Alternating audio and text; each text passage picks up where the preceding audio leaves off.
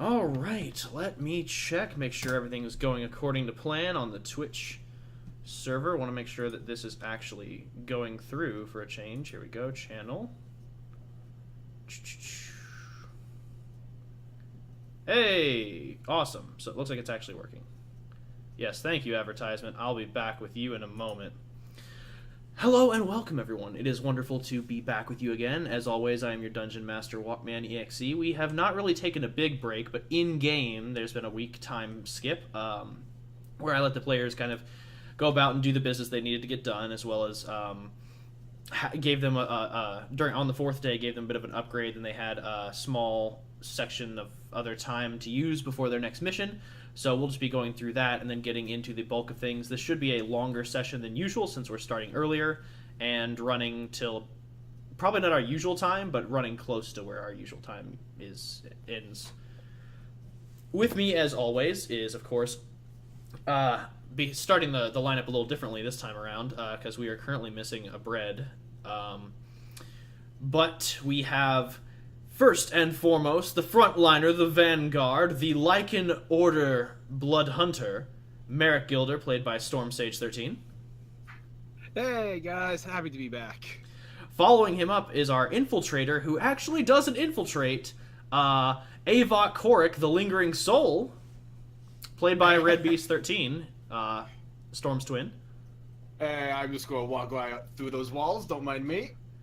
Of course, we have the actual infiltrator slash magical glass cannon, Trappet Dosselin, our sorcerer, played by the Hawk Abridged. Or I guess it's... Yoo-hoo! I was not prepared for that voice today. I was not prepared for that today. Okay, then, of course, our humble best boy and good doctor, the druid Rando Mishorm, played by ZodiacZack19. Hey, everybody. And, of course, joining us as well will be the magical legend, the soon-to-be master of the dark arts, Malcolm Blackmore, played by John Cochran. Twit, which is your Twitter handle, I just realized I said out loud, which is... Ignore me! It's also my Twitch channel, but the only thing more important to me than family... Oh, I fucked it up already. Never mind. Blood is family, and family is blood. The only thing more important to me than family is blood, which is shit. Damn.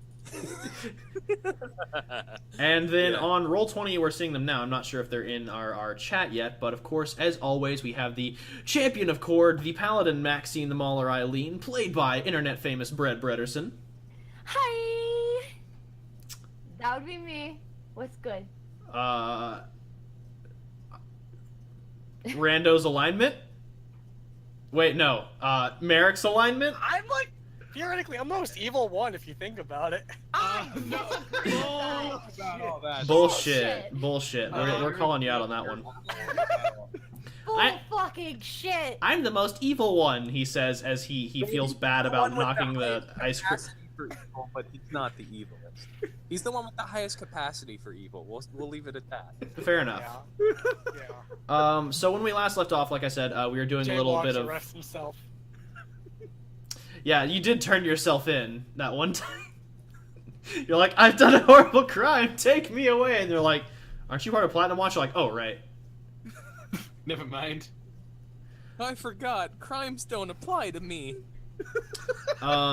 But when we last left off, we were doing a little bit of the 3-day social session breakdown, just giving everybody time to do what their characters needed to do. The characters we didn't get to were Trappet and Malcolm during that last session, but just as a recap for everyone else, Rando turned in a bounty and did a couple other shopping trips, as well as visiting the orphanage that he has been funding for a very long time. During said bounty trip, And you call yourself the most evil character. you Shut up. kind of got in trouble with another member of Platinum Watch. Yeah. Which has been sorted thanks to good old Merrick. And Avok working together with diplomacy and intimidation. That's what we do. Outside of that, Maxine visited her manor and cleaned up a few things, and then decided to spend her down days shopping, and ran into an acquaintance who happened to lead to an old flame, one who is rather rattled as it stands currently, and who caused a bit of an emotional impact on the young paladin. Yep. Avok, of course, did. You checked your investments in the savings account your girlfriend Rita had you set up before you died, and found that your investment had indeed multiplied. I got money. And I'm not a bum. outside of that, you checked on a few other things, but you kind of stuck close to Trappet and Merrick from what you told me. And then Merrick, of course, you cleared up your orders. You went around to the other. You got your armor cleaned up. You got a couple new shinies, and you went around to the other orders, and we're just like, hey, just a heads up, Merrick, Guilder Order of the Lycan, the Maw is coming. Repent now, sinners. I like to think I was wearing a tinfoil hat. Yeah, you were wearing a tinfoil hat, and you were holding a Bible of Paylor, and you were just like, Hello, my name is Merrick. and I would like to talk to you this most amazing book. This book. Ding ding. So many awesome parts. I like to think you took Paladin as a class just so you could sing that song almost every other session. I just have to find a time to do it. I have another song that Maxine definitely could sing on this campaign. That will be what happens. Is someone will just go up to you and you'll be like, I am the champion of Cord, and they'll be like, who's Cord? And you'll just pull out a book and be like, well. Or the class is bored. There are certainly ways to get Maxine to sing. I say good luck to you guys, but I do have songs planned for just in case. Outside of that, Malcolm, for your plan that you wanted to do, I'll save that for when we do the 4-day skip after you guys are brought back to the HQ for debrief. So first we'll just cover what you and Trappet do in the 3 days, and then we'll do the 4-day plan that you had asked me about. Okay, so this is all the stuff beforehand. This is the stuff beforehand. Yes. Okay. This is the setup to the thing. Yes, it is the setup to the thing. Yes, sir. Outside of that, you mentioned you were also visiting your the strong sale household at the trade houses, and getting the contracts arranged to try and get the businesses back in your name. Yeah, that was gonna be it was gonna be that. I already visited the magic shop and got my custom magic items we had discussed. Correct? That's already been done, or have we not done that yet? I can't remember. Because I was with the magic shop. I don't know if I actually made that purchase. Which purchase? I guess I hadn't made it yet. So, if Trappet needs to be in a magic shop right now, then so does Malcolm. And then after that, we can play out that stuff at the strong sale house. Okay. The chat is talking about soul trapping in some sort of ring. Why do I feel threatened? Not sure. But I'm keeping an eye on it. Soul trapping. Anyway, so Trappet, what we'll go with you first for the 3 days. What were you planning on doing in the 3 days outside of shopping at the magic shop with Malcolm? Trappet, are you there? Oh no, did we lose Hawk?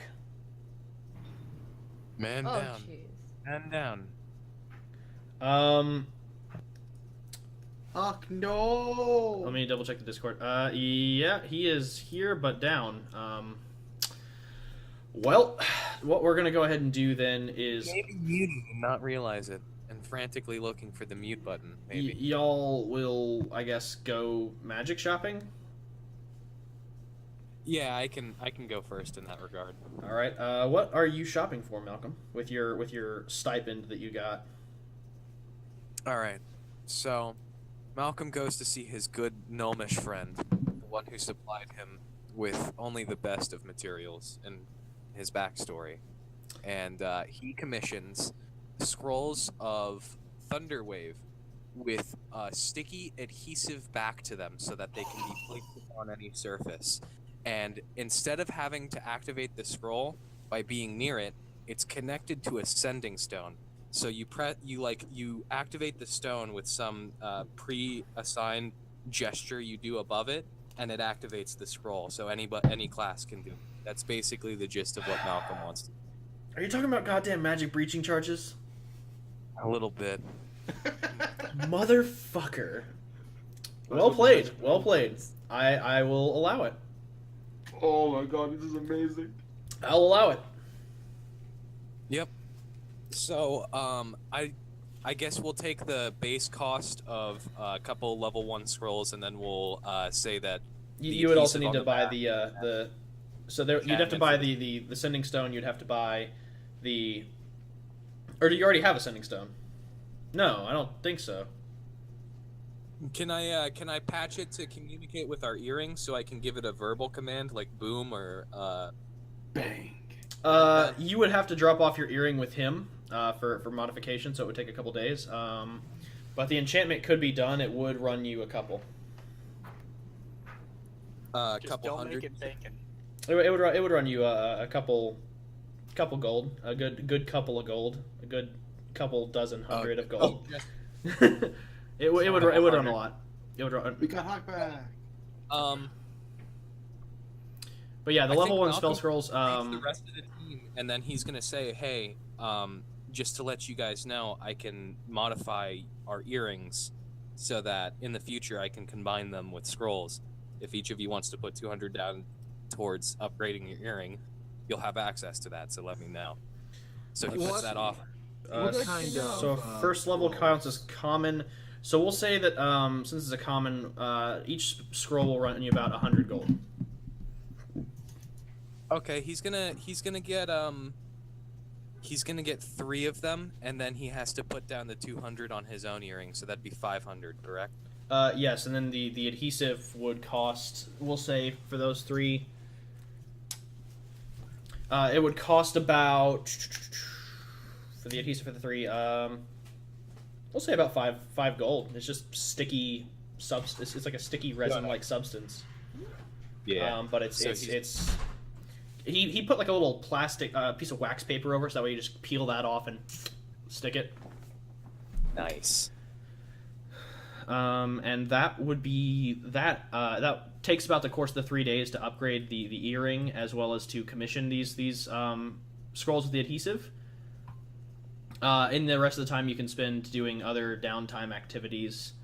But the main request would take about 3 days. Trap It, since you are now back, what would you like to do with your 3 days? He is Jesus back, Christ. I thought he was. I heard him for a minute. Did he stop by and maybe touch and go? Are we blowing kisses at each other? Is that? Send a carrier pigeon. You know when you play phone tag? He's gone. Goodbye. He was on literally a minute ago. I would recommend quitting out of Discord and try reopening it. If that doesn't fix anything, take a look into the settings. Just see what's going on, and if it's still not working, just send texts, and everyone can relay what you're trying to tell me. He's dropped out of the call entirely. He's currently out right now. Yeah, he's just I think he's restarting his systems. All right. Guys, as far as I know, the chat is wondering if he's dead. So maybe we should give them what they want. You already have one dead player in the group. I'm fucking. No. Okay, now you need to kill a ghost.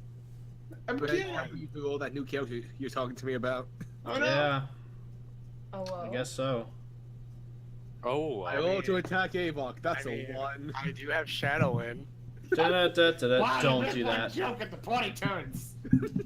Don't do the shadow in. Okay, I'm so not, 'cause first off, no PvP, I think. I don't give a shit. Do what you want. Oh, really? Yeah, that's not PvP here, guys. Anyway, getting back to the point, since Hawk is absent, we will retcon whatever he says he does once we get to it. Oh, I'm seeing chatty things. Yeah. Hawk's active in the chat even though his icon's gray. Okay, so what we're gonna do is go ahead and like I said, we'll get the story rolling, but retcon whatever he says he does. I should have expected technical difficulties, but alas, this is how it is sometimes. And I'm actually let's go on. Jump back over to chat real quick. Oh my god. Yeah, my phone is not working, so I'm actually not seeing any of this chat. So let me go ahead and see if I can't drag this and make a mini window over here with just the chat. Ah, too big of a window. Too big of a window. Nope, still too much of Hawk, can you speak? I hope so. I'm so sorry. Hey, Yes! Hawk is We back. got back, guys. Quickly, tell us what you do. What do you do during the All 3 right, days? Remember, I had mentioned to you, like in the past week, I was going to investigate, potentially making. You remember how he has the mage crystal? Oh, you wanted to make spellstones? Yeah, right. I forgot. Yeah, spellstone. Yeah. But that, or investigate one he could potentially store his shadow energy into. Okay. So since Malcolm was going to go, And I also want to look at a mage store for like magic stuffs. okay. So Malcolm already brought y'all back to the Shack of Wonder to Balthier for commissioning some items. As you present the spellstone to him, he looks it over and he goes, Been a long time since I've seen one of these. Where did you get this? Doesn't matter. And he just takes it from you and starts looking it over. And you inform him of what you want to do with it, and give him the specifics. And he looks it over, looks at you, looks it over, looks at you, and he goes, Nope! And he throws it right back to you. I do not dabble in stones that store your energy. Not safe. Not safe. Do you know anyone who would? Perhaps someone who's a little less scrupulous in this matter? Or more scrupulous, depending on the circumstances. I'm plenty unscrupulous. I sold you drugs. But no, this is dangerous. This is truly, truly dangerous. If you seek that kind of magics, head to the Spire. They will do anything for coin, filthy, mage money-grubbing bastards. If you're done here, get out! Alright. So you would then head to the Spire, and as its namesake is, it is a large tower, about 80 feet tall, and about, we'll say, 45 to 60 feet wide. It looks like it's kind of double layered. It's an interesting composition. It's this ivory tower with gold inlay, and then it kind of has some like stucco that wraps around it a little bit, and it spires up to a point where it kind of there's this little flower embroidery on it, and then it just kind of stops about halfway up the tower. But outside of that, the door is this nice oak carved double door with these large brass rings to push the door open. And as you throw open the door, you don't see any bell like above the door, but as you push it open, almost instinctively, you hear church bells ringing, and just boom, boom, boom, boom, boom. And you watch as this elven man kind of glides down the stairs in this magnificent white robe with this gold finish and goes, "Welcome to the Spire. How may we assist your research and artifice needs today? We shall do any job, no matter how large or small, as long as the coin is appropriate and the intelligence behind it is mettled." Alright, I explained to him my needs and how I wish for something that can store basically magical energy to be used later on. Ah, and he kind of looks over the stone that you present him. Just kind of you don't. You're a little more cautious this time bringing it out because Balthier just like straight snatched it out of your hand. So you're like holding on to this a little tighter. And as he looks it over, he looks at it. He doesn't even approach it. He's just like, yes, the Warlock Spellstones. I have seen many of their construction since the fall of the Third Age. The recipe has been lost to many, but those who still do know of how to produce them can recreate the substance. It is not a difficult task, merely a tedious one. I can absolutely look into the research of getting this process set up so that you might be able to create your own and store your energy in them. I would ask for but a paltry sum of 800 gold. Can I roll to try and persuade him to go a little down on that? Sure. Alright. The persuasion? That would be persuasion indeed.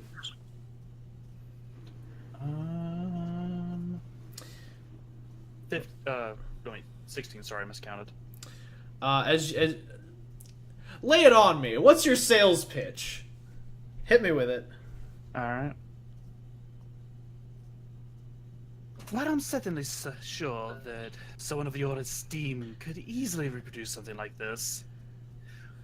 Would you perhaps consider coming down to price, since this is such a grandiose way for you to show your superior arcane talent to the world? I'll be using this for Platinum Watch, and I will certainly be requiring many of these in the future.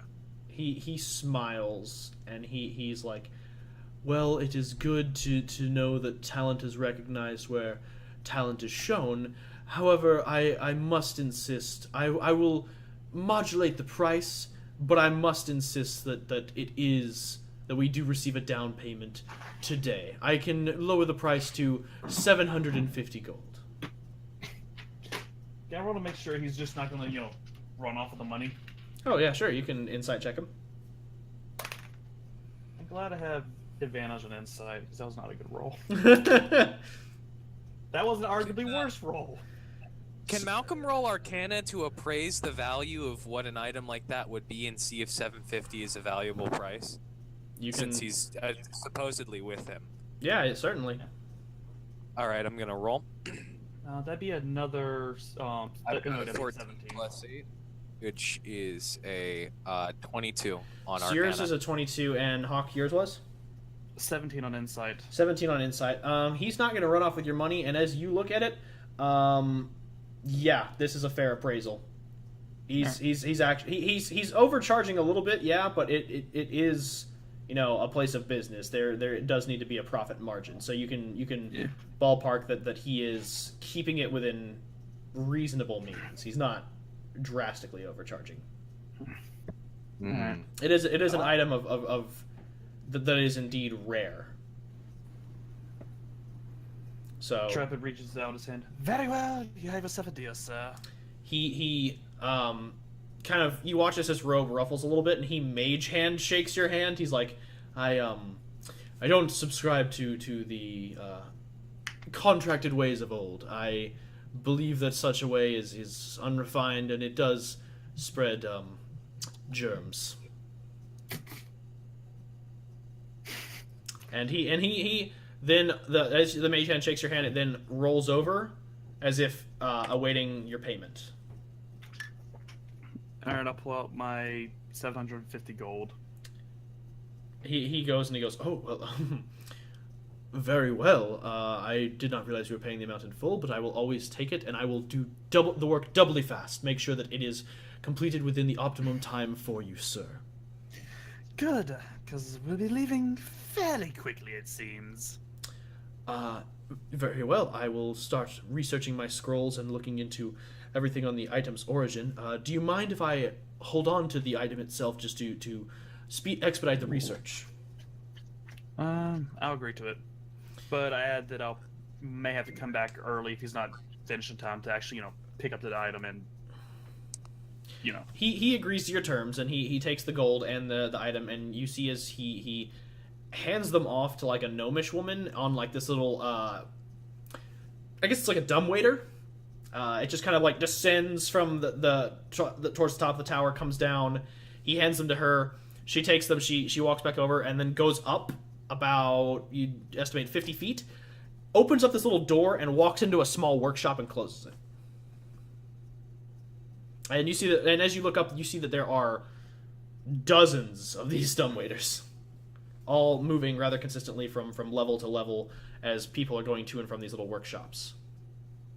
Well, that seems efficient. It is a most efficient way of handling our arcane research. The doors do provide a method for which to get around rather expeditiously. I probably used that word wrong, but meh, I don't care. And is there anything else you wanted to do in the 3 days? Like I said, I just kind of wanted to shop, see if there's any like neat magic trinkets or gear around. There's definitely plenty of trinkets and things like that. Most of the... And what type of gear are you looking for? I was thinking of something that may improve, like defense or dexterity. Okay.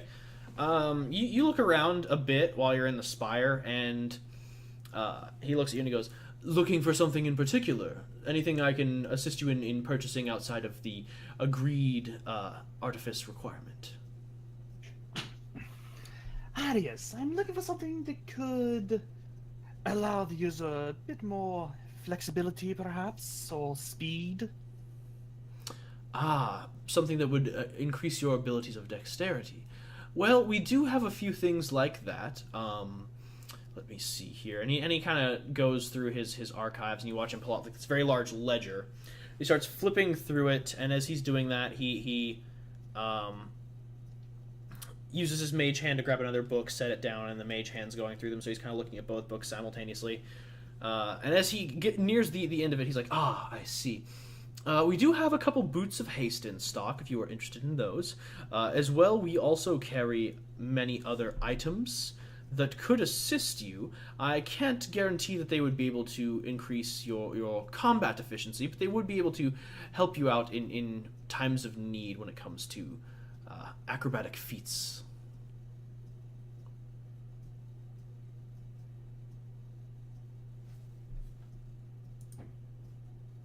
Hello? Uh-oh. Uh-oh. Damn it. Uh-oh. No one was talking, so I was... Oh no. It was going too well. Man down. Man down. It feels like something. John, will is there anything you would like to buy at the Spire? Yeah. If they are the specialists in commissioning anything, then Malcolm wants to commission 2 nice as fuck copies of casual wear that he can have around the Platinum City when he's not on campaign, like his war outfit. They as you're like, I feel like you've got like a notebook and you're like, I've been working on this in prison. I'm actually very good at designing fashion. Please take a look at this. Make my clothes. It's gotta have 3 belts and a zipper. It's like a Final Fantasy outfit. It's like fucking Kingdom Hearts 2 Sora outfit. It's not Kingdom Hearts 2 Sora. Oh, sorry. It's more like small. So we're it's talking this, like Oh, Leon. guys. Shh. I thought I heard Hawk. Yes? Leon. Yeah, Hawk is wondering about how much the boots of haste wall. Oh, fuck, I actually have to look up Boots of Haste.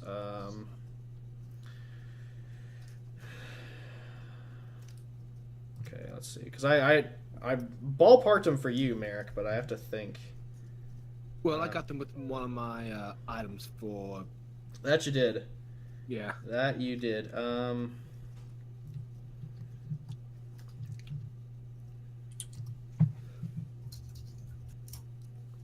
Okay, let me see.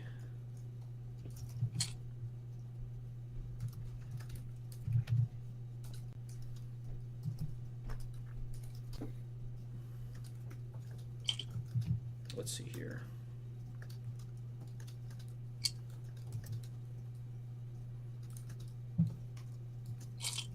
There we go. It is a... Just says wondrous item. Not really giving me anything. On D&D Beyond, it says 900 gold. Then That's a lot cheaper than what I'm seeing here, but then again, this might be a different edition that I'm looking at. if I remember correctly, the Boots of Speed or Boots of Haste that we gave you are a rare item. So I would pitch it, between the ballpark of about 900 and 3,000, but we'll go with 900 since you said D&D Beyond says that. And I do not subscribe to D&D Beyond, but I will allow it in this instance.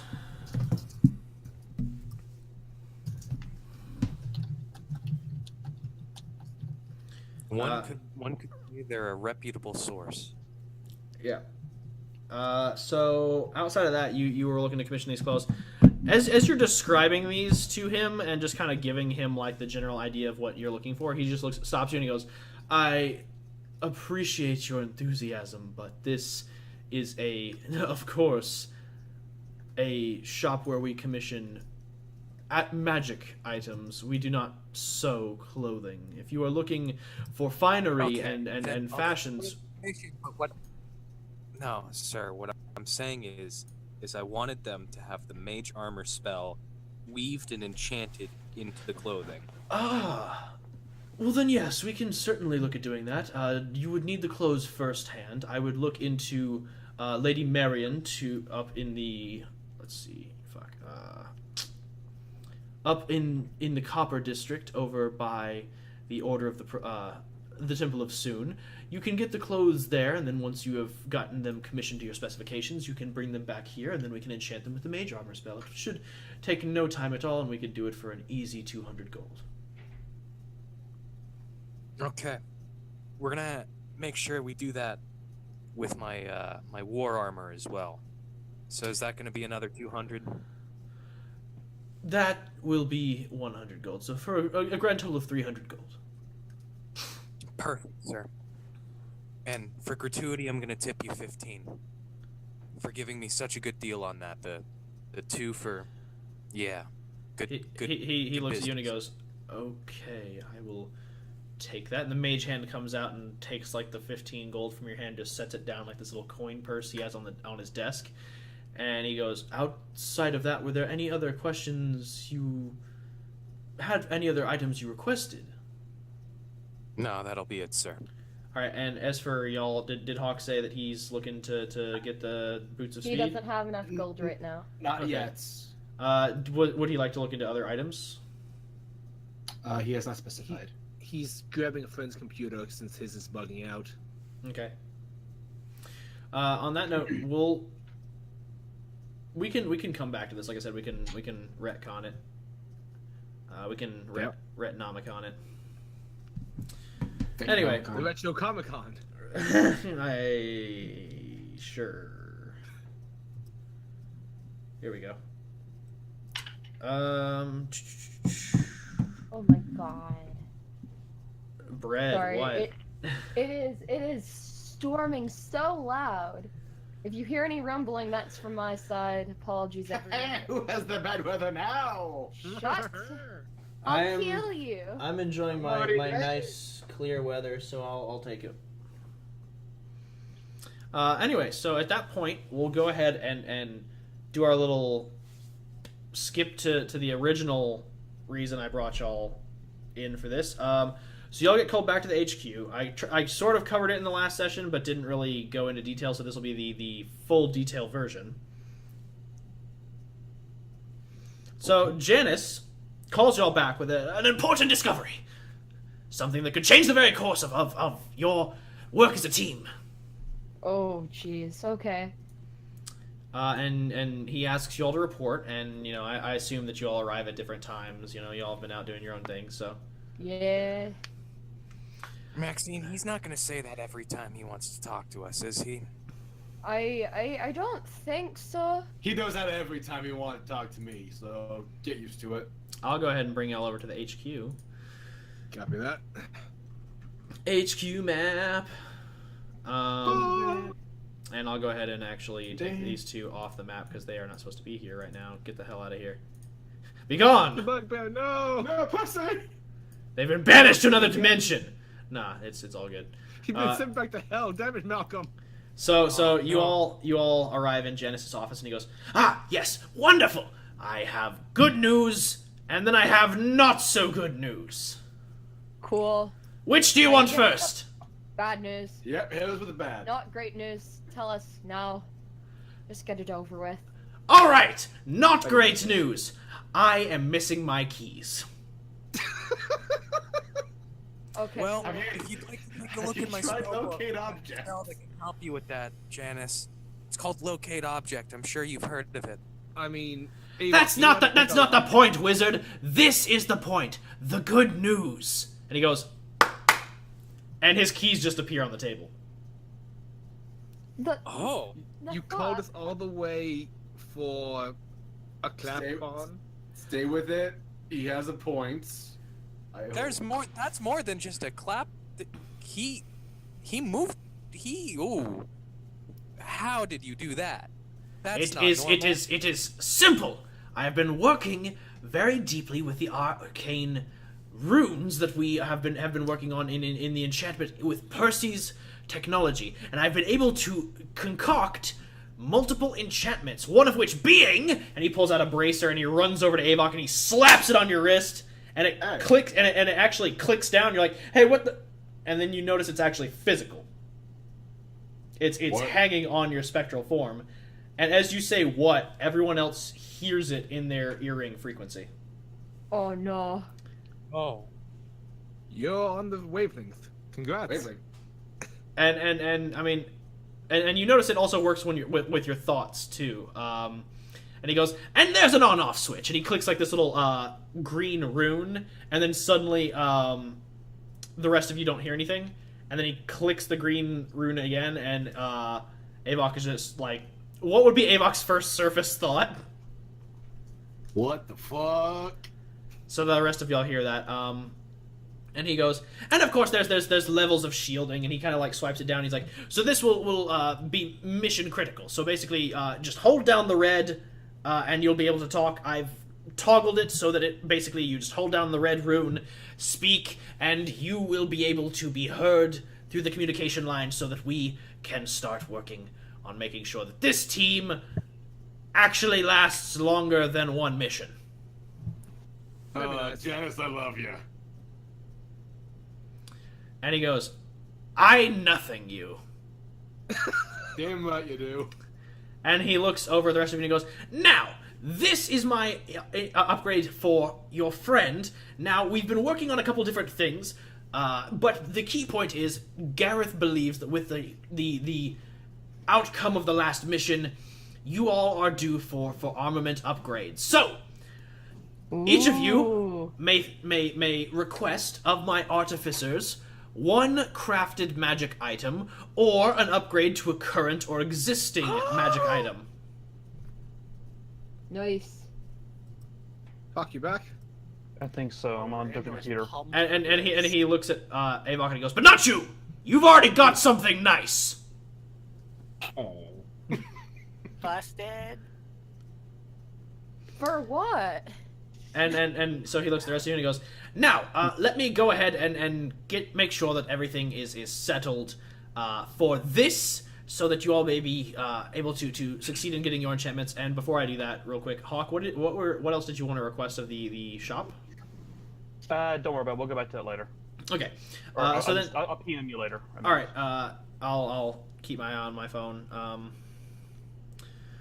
Okay. So he looks over the rest of you and he goes, now, I need you all to first write down. Well, I guess I should get my artificer here first. One moment. And he walks over to his desk, and there's this little kind of it looks like the end of a horned instrument, and he holds down a little switch on the side of it, and he goes, yes, send down number 47. And he releases the switch, and he goes, be down shortly. And it takes some time. Y'all are kind of waiting there for about what feels like 5 to 10 minutes. And he's like, at this point, Janice is tapping his foot impatiently, and he's just like, you all have been here for a very long time. When is he? And he clicks the button, he goes, number 47! Wait! And the door opens, and he goes, sorry, I'm late, sir. I was wrapping up some... And you all turn around as this half-elf male, covered in soot and kind of like his hair is all jacked up. It's very shortcut, but it's kind of styled just with the sludge and shit that is stuck in his hair. And he's wearing these very dirty-looking blue robes. He's like, I'm very sorry.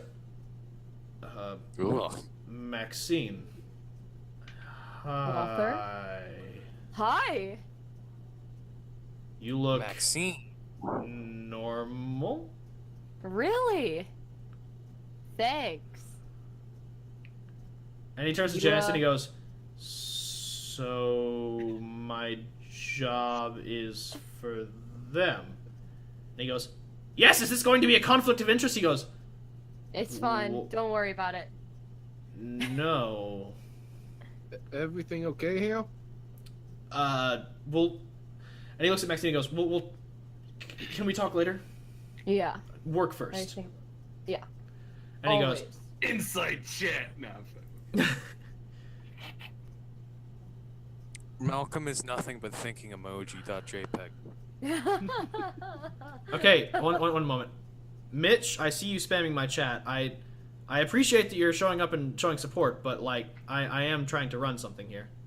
I love you, my dear friend, but I do need to run D&D. I can't double work. Once I'm done expositioning, I'll type a message to the chat. Okay? Okay, great. So he looks over at y'all and he goes, all right, so my name is Walther Uranus Altis Moreau Kronzbaron von Arcadia the Fourth. I am Artificer number 47 of the Platinum Watch, and I will be working with you to make sure that we can go ahead and get these upgrades done today. Right. So enchantments. And he goes over to Rando first, and he goes, what would you like to commission, sir? You won for Christmas, little boy. Well, he's gonna pull out his ladder. I hate you so much. You love me. Well, when this thing when my ladder gets really tall, it weighs a lot, and I can't really carry it. Is there a way we can have a max weight for it to continue expanding?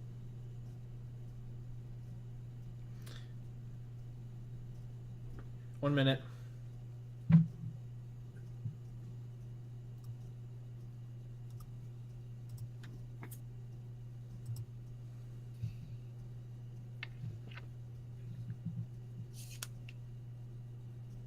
The lovely weather we're having. Yeah. Right? It's great. I mean, it actually is great. I got 70 somethings.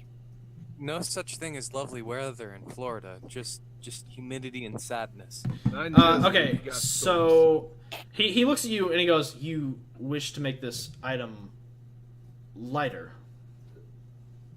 Yeah. But only when it's big. When it's pocket size, it's perfectly fine. Just.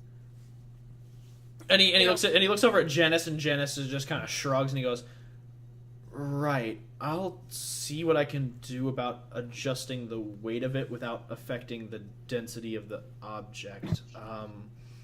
Great. Thank He's gonna give it you. to him his pocket-sized version. And he just takes it and puts it in a little lockbox he's carrying at his side. And he walks over to Merrick and he goes, Mr. Gilder, I've heard a lot. Probably haven't heard a lot about me, but yes, I'm an artificer. Admire your work, especially the Hopefully work you've it's done all with the good things. Lycan Order with your demon hunting. Yeah. What can I commission for you, sir? Actually, now that you mention it, he's going to take out his long sword. Can you combine my sword with the enchantment of an item we found in our travels? And he kind of you can tell he hasn't been around people very often, because he just kind of snorts a little bit, and then he's like, "Oh, you were. I'm very apologies. No. Yes, I can absolutely do that. It is no trouble at all. It is really easy to get this set up." Cool. Trebit, I'm just going to go into the bag of holding real fast and take out the Blade of Revenge. All right. Ooh, that looks cool. That I forgot we picked that up. we got off the Drow Assassin, I think. On a miss, the next attack does extra two damage die of damage. Blah, blah. So yeah, like if I miss, if I get to my next attack that hits, I do extra 2 damage die. So yeah, that'd be sick.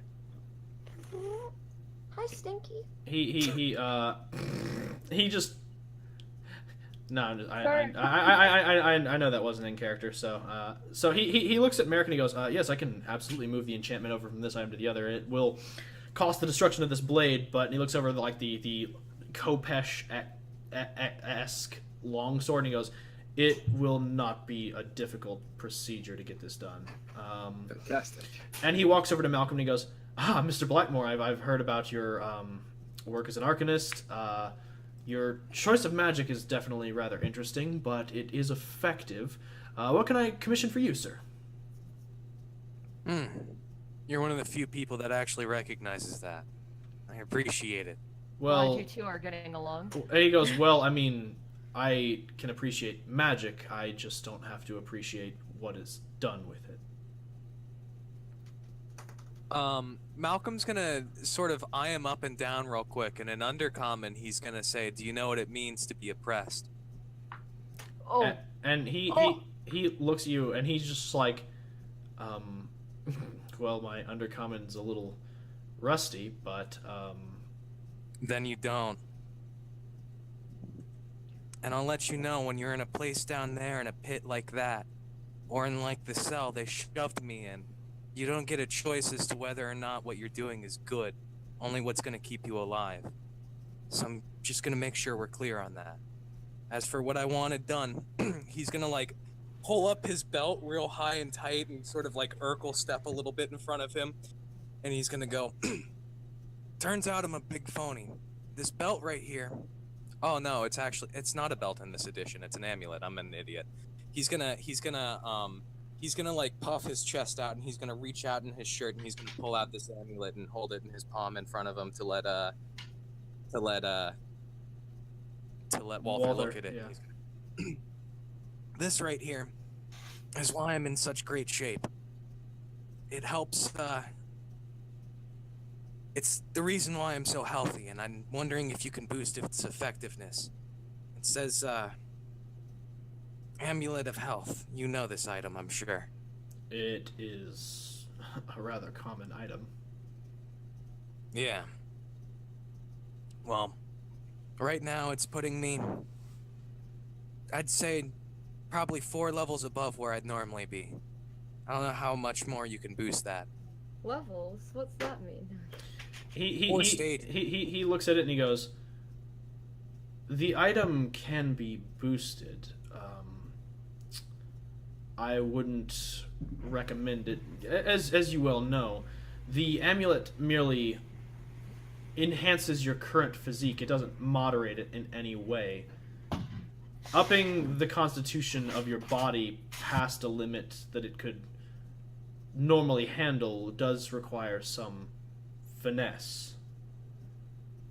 And he goes, well, so I can definitely do this. What I would recommend, Mr. Blackmore, is while I am working on this amulet, I would definitely go for a run or two.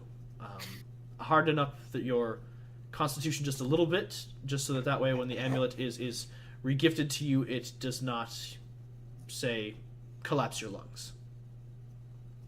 Oh, yeah, of course. We'll arrange that.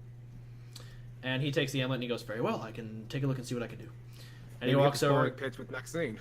And he walks over to he goes to Maxine and then Maxine's just watching this all with her arms crossed, leaned back. As soon as the amulet comes off of Malcolm, I want to say, like, you see his the way he was puffing his chest, immediately the armor on him sort of like starts weighing heavy, and you see him deflate, and he goes, ooh! And he starts coughing. And he goes, this is what I was mentioning. Yeah, that's the Malcolm I know. And he goes up to Maxine and he goes, and For you, what might I be able to commission today? I want to hit better or faster. Get more hits in, I don't know. I see. If that's something you can do to a sword. I never really got your artificer bullcrap. But, also, like, I know this isn't about this in particular, but my servants just picked up some new cutlery. If you could use the Featherfall spell on that as well. For your father, yes, I will get that arranged. Yes, I can... She brings out the little Maxine bobblehead she bought at the kiosk. And he goes, and this as well? Yeah, it's for my dad. You Yes, know how he is. I remember him snapping the head off the last one. Yeah. He goes, I'll get it done. Not the greatest family dinner I've had. And Janice goes, is that the enchantment? He's like, no, it's... I can do side projects. And he looks at her and goes, yes, I can work on the sword or the... And he kind of looks a little confused, but a little also embarrassed. And he goes, what the shit? That was Red's office. What sorcery is this? So he's like, for the great sword of the mace, which would you prefer to enhance? I want to say my great sword because, you know, it's stronger. I can increase its effectiveness. The speed at which it strikes is something that it'll be a harder enchantment to work on. I can definitely increase its effectiveness. I can increase the rate at which it hits and does damage. Yeah, that works. Sure. And he takes it and he as he picks up the sword, he puts it towards the lockbox and doesn't fit. And so he's just like, he puts the hilt in first, and then it just kind of shrinks and goes into the lockbox. And then he drops the amulet in there as well as the swords Merrick gave him. He's been slowly putting things in the lockbox. I just realized I haven't been narrating it, and I feel like an idiot. No, you're all good. So he walks over to trap it finally, and he goes, and for you, sir. Yes, I was looking for something that could, perhaps, you could improve this. Entrapper removes his cloak of protection +1. Stinky, stop! Sorry, he's trying to eat my mic. Big dumb cat. He looks at the cloak of protection. And he goes, I can definitely try and improve it. It will take some time, as I can see this is already enchanted with an improvement, but I can definitely get it done. Thank you. Please be careful with it, laddie. I picked it up about 4 centuries ago, I suppose. He's good with this kind of stuff. He'll take care of it. I wouldn't worry about it. Trust me. You just collect stuff over like your eons long lifespan. It comes and goes. And he goes, eons, when you get a moment, I would like to speak with you as well. Outside of that, I believe I have all the items in question. And Maxine, if you could come by my office later, I would like to speak with you. Should I expect a lightning bolt when I step in, or? And he just, at this point, goes quiet and leaves. I just was okay. I'm gonna have a few thoughts if you want to hit. Okay, bye. No, I figured. And Janice goes, and like as you all are kind of like settling down, Janice looks at you and goes, "What are you all still doing here? Get out of my office!" All right, Jay. But we love your company. Cord, my lord. And as this, we love your company, his eye twitches and he goes, now. See you later, Johnny love. We'll see you as soon as we get back. So, Ava, was he never able to take a joke? No. Well, I say that quietly, by the way. As you all leave the office, like you watch as 2 very large mage hands, wreathed in kind of this silvery elven looking kind of gauntlet, grab the doors and slam them to the point that one of them cracks a little bit and tilts, and he goes, "Damn it!" That's still the same. And he slaps the box, and you hear like him slapping the box inside, and he goes, "Percival, door!" And he goes, "I'll be right down, sir. Okay." And you can like hear the like visible like audible tremble in his voice. And as you all are kind of like leaving the office, you can just kind of hear the thudding footsteps upstairs. Like even 3 floors up, you can hear Percival frantically running. Poor guy. Well, that went as well as I thought it could. So He's you doing know a that lot guy? better than he would be. No is a light way of describing it. That would be Walther. You got some history with that guy? Huh? That half-elf guy that was in. You got some history with him? Issue not so much. I kind of got over the whole wanting to punch him thing a while ago. Wanting to punch him. Maxine, I thought that was our thing. Well, I kind of want to punch everyone that I've dated, so... Walther Is that- gets a little bit of privilege on that. Whoa! No, they don't want to punch me.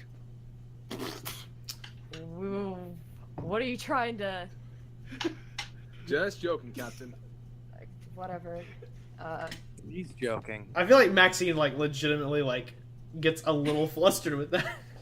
Oh no, yeah, it's more she just gives him a really concerned look and is like... What? Get out. Yeah. Go home, Merrick, you're drunk. So, Maybe. What I do at 9 a.m. has nothing to do with you. what's next on the agenda then? Huh? I guess What? we wait for our next mission. Yeah, I guess. Yep.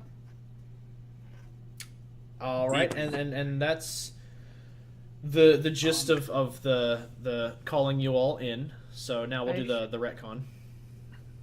Walker, which of us was it that Walther was saying he wanted to speak to? Both Maxine and Trappet. Okay. Maxine, he insists.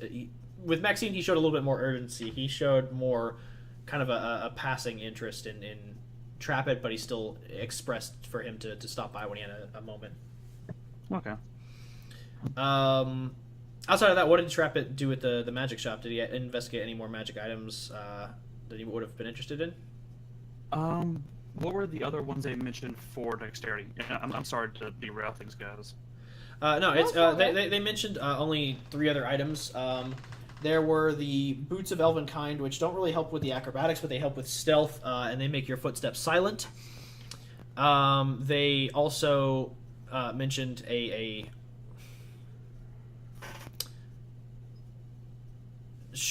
boots of springing and striding, which basically allow you to move through terrain at a feat difficult and standard terrain at a movement speed of 30 feet. As well, you get I think it's doubled jump speed. And outside of that, they mentioned something else, which was a fuck, I had this written down. Here we go. There we go. Coin of the Winds. And the Coin of the Winds, as they describe it to you, is you pick heads or tails, you flip the coin. If it lands on heads, you have advantage on acrobatics checks. If it lands on the side you didn't call, it gives you disadvantage. Mm. So it's kind of not really a cursed item, but it kind of is. Yeah. I was gonna say, that sounds brutal. The boots of elven kind, do they require attunement? They do. Okay. And how much did they run? They're an uncommon item, so that's kind of in the ballpark of about... Shit, let me bring up my Dungeon Master's Handbook real quick. Actually, I do not have mine, because my laptop is dead. Like, pretty solid dead. Let me go ahead and grab... You know what, for the sake of this, I'll say that the Boots of Elven Kind would run about... I don't know, between 220 and about 260. We'll say 245. I'm probably underpitching that by a lot, but I have just enough to get since you just bought like a commission with them, they'll give you an undercut price of 245. Yeah, I'll get those on. All right, you now have boots of elvenkind. And outside of that, Those are great. we are now. Yeah, Avok has those. Diane has those. We are now at the present. Maxine and the rest of the party are now free to do as they wish for the next 4 days. So you basically, like I mentioned, you can wait on those commissions that you all got set up. I know Malcolm has something he wants to do with the group as a whole. Outside of that, Merrick also has something he wants to do with the group if we have a moment. We'll take that moment and say it's at the beginning of day 1. We're all having a group meeting and we're all talking if we need to. So I'll let Merrick go first and then Malcolm can speak. Real quick before that, Yeah. with Trappett and Maxine, at what days would you like to report to Walther's office? I'm gonna make him wait till the last one. Okay. Trap will probably go on the first day because Trap doesn't have much to do except just kind of bum around town. All right. So on the first day, as you all are, we'll say that before you go to see them, you decide to gather for Merrick's get together. So Merrick calls all of y'all together. Merrick, what are they gathering to do? So we have a few items in the bag of holding that I wanted to meet with you all about, see if we can distribute them, because back when I had the bag of holding, I had a few of them looked at, and Malcolm, you identified a few of them, and we also have some gold that we can distribute if we wanna do that too. First off, we have the Spade of Retribution, which after you miss, the next attack does double damage that hits. And the Boots of the Quillfish, when someone physically touches you, they make a con save or be paralyzed for 1 round. When someone touches you with aggression is the intent. Yeah, like a melee attack. Oh, and they touch us. Yeah, if they touch us, they make a con save or they're paralyzed for a round. So if they basically they try to grapple you, tackle you, do you a punch. Strike. Is that a attunement required item? Both of them are. No. Malcolm's good. Nah. Is the Serpent Spell attunement? It's whenever you make a successful dex save, or dodge attack, you can move 5 feet. Those are serpent boots, and yes. I think, was it a belt or boots? I think it was a belt. It was a belt. It's a belt. The Quillfish were the boots, right. Yeah, that is also attunement, and yeah. And finally is that skull we got, which adds a +2 to anyone's spell DC and their spell attack. I imagine that should probably go to required- Malcolm. The Or skull track didn't it. require attunement, did it? The skull? Yeah. The skull doesn't. The gem on it did. Okay. Well, Malcolm's staff, like his war wizard staff, already gives him a +2 to attack on spells and hit. So then his skull is, in the sense that it has all of the different things, he's gonna pass it off to Trap It for sure. Yeah, I was gonna say that banishment DC could be pretty beastly. Cool. Yeah, that'd be pretty cool.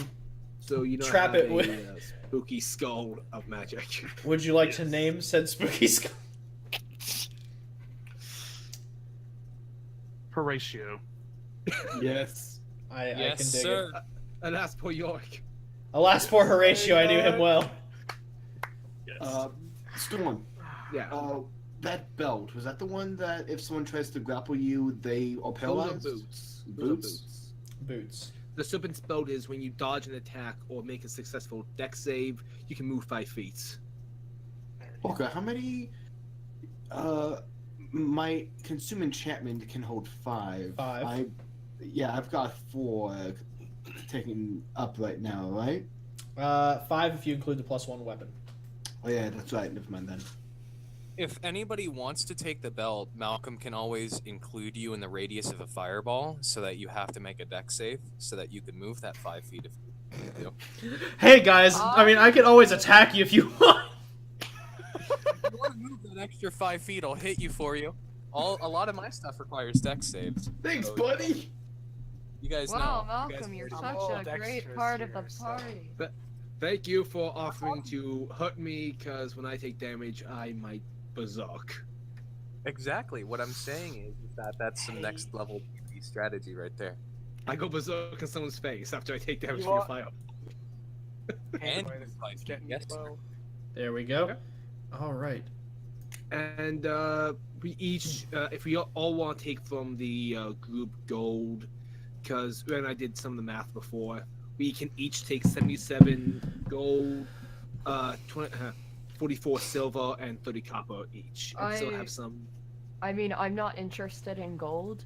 To be completely honest, I've got what's at the house. Well, we So, can just leave that for party funds if needed. Yeah. I'm fine with that. Could I take Okay. my share? I have to go somewhere. Where Well, are you going? Why? What the fuck are you doing? I just felt so intimidated. Avon like do dim light in his face. Where's Rachel? Where? just want to make sure you're not happening? going. Just want to make sure you're not going to go out and buy even more potions. Dude, we have enough potions. Yeah. All right. But you can always get more potions. I Randa? mean, Randa? Yeah? Where are you going? What are you buying the gold with? I'm not buying. I'm giving. Really? For what? He takes his breath. If you must know, there's an orphanage back at my orphanage back at my hometown. I give the money to. All my profits go to that. Say no more? Cool. A percentage of Yep. your profits. Well, not all. Yeah, percentage. Merrick takes out the 77 gold and hands it off to to Rando. Sure. Cool. Avon just clutches where his watch should be like, oh, is that what the heartbeat feels like? Philanthropist. How lovely. Can I get my 77, please? I'm gonna put it all on black. If I win anything, I'll donate it to his orphanage. The fucker? Okay. Sure, whatever. It's fine. Oh, that's so sweet. Malcolm's gonna gamble with it, and he'll still be nice. Numbers, but I gotta gamble. Well, Malcolm, I'm so proud. I've been bit by the itch. I need to let it ride. Merrick just shakes his head like, good for you. You know how long honestly I've been don't out of get jail? You know how long I've been out of jail? You know when the last A time week? it was I had the chance to play the numbers? And you were gotta- so great at playing numbers beforehand. Yeah, I played weekly and I never won, so it was a big waste of money. But you know the hope it gives me. The hope it gives me. It's a powerful thing. Avon know is what gonna else take gives his you hope? 77. Well, we never counted that for. Never mind! We counted the split for 5 people because this was back before you had any money. Because we assumed you wouldn't. Well, oh well. Before you No had shopping for- some gold. No shopping for Avon. We already picked up your Kurosari Gamma. I mean, technically speaking, yeah, you did do that as well as that. In addition to like your savings account, which actually begs the question: did you withdraw that money, or did you just immediately then deposit like your platinum watch stipend? I think it's still in the bank because Avon can't use it yet. Oh, so did, Also, did you- Avox 1,200 are in the bag of holding. okay, so did you want to drop off your 1,200 at the bank? I thought we did. Back when Oh, we did? Oh, then yeah, I guess we did. Yeah, so now they've added it. They've added it to your account. Is 1,340. Yeah. Once you get back to life, you'll be like, yes, I am buying all the meat. Round of meat all on me. Even Rando's getting drunk. Oh god. Wait, what? Oh God, no. Gods no. Outside of I that, gave my food away, guys. outside of that, Yeah. is there anything else the party wants to do in these days? Because I mentioned, Malcolm, you said you were going to do your thing day 3. We have 4 days, right? 4 days. Then it's gonna be day 4, the night of day 4. So once we all hand out the magic items and we distribute the gold, Malcolm circles around the party. He looks at you all and he says, "Hey, listen. I know we're all gonna be busy the next 4 days before we ship out doing our own stuff, but on whatever day it is, Sunday evening, the 4th day, I want you guys to come over to the Blackmore estate, wear something nice, and come meet my family and have dinner. Is your older brother gonna be there? I don't know. I haven't visited home since, but I thought when I did, I'd bring the team with me, and I knew I was going to be busy in the city. I gotta still meet with my cousins, and I'm sure that we all have commissions on items we're following up on, so. I mean, I don't, but I'm game for, seeing more of your family again. Yeah, I 4 like days your from younger brother. He's evening. nice. I hope he's there. He's one of the better ones. Yeah. I might be a little late. I probably am gonna swing by, Walther's. Right. Just, it'll be later in the evening, so don't worry about it. Don't know how long of a talk it'll be. Probably not. But, we'll see. Just try and be there on time for me, alright? I want to impress my family with the team. Let them know I'm on the right path or whatever. Alright. I can't complain with that. Fair. Malcolm, is Yeah. me being like this gonna be an issue for them? Oh no, I'm far more monstrous than you are in their eyes, so I'm sure you'll be fine. More Okay. monsters than a ghost and a werewolf. It's true. It's Okay. very true. They found me naked, covered in blood in the forest. I don't think you're gonna spook them any. We're Challenge family accepted. I mean, I've seen worse. Okay, We're Malcolm, no family Avok, weird. the three of us, we're the monsters of Platinum Watch. Hands in. Avon put his hands in. You know what? I'll drink to that. Hell yeah. Hell Three yeah. monsters platinum watch. All right, so The monster team. over the next 2 days, between Merrick's get together and divvying up of goods and Malcolm's scheduled dinner, what is everyone else doing? Most of y'all completed what you needed to in the first 3 days, but do you just spend your downtime just how you would normally spend downtime? Just fucking around? I was going to talk to Walther. Okay. Imagine Real Avon. fast. Okay. I just wanted to mention that Merrick's going to put 200 gold down on that that earring modification for the Thunderwave scrolls that John mentioned before. Is that offer still on the table or no? I mean, I thought John was already doing that. Was that for all of the earrings or just for mine? That was just for yours. You were the one who commissioned it. Oh no, yeah. Malcolm still offers to the rest of the party if you want an upgrade for your earring. It's 200. I'll do it. I'll throw it in on my commission. Yeah, Yeah. I'll kick in on that. Merrick's going to put down on that. All right. All right. Now all three of you are basically. There's 3 scrolls now. Each of you is basically attuned to 1 scroll. Imagine Avok spends his few days within a 150-foot radius just sort of people watching, and every now and then going off on his own to just look at the city to see how things have changed since he's been gone. Since you've been gone, it's been a very large change. The city has definitely grown in the past 30 years. And there's a lot more people there than there used to be. In the wake of the war, everything was very desolate, but now, 30 years later, everyone seems... It's still on the forefront of everyone's mind. There's still that hidden fear, but everyone else seems to be, happy. They seem content. That's a welcome change from where it used to be for Avok. And the general population, what would what's it mostly made up of? Humans. I figured. It's humans and elves, dwarves, and are a minor population. There's actually more gnomes and halflings than there are dwarves. Tieflings and other races are very minor. Not even 1% of the population is of Tiefling, Goliath, Tabaxi, or any other race outside of that. Some things don't change.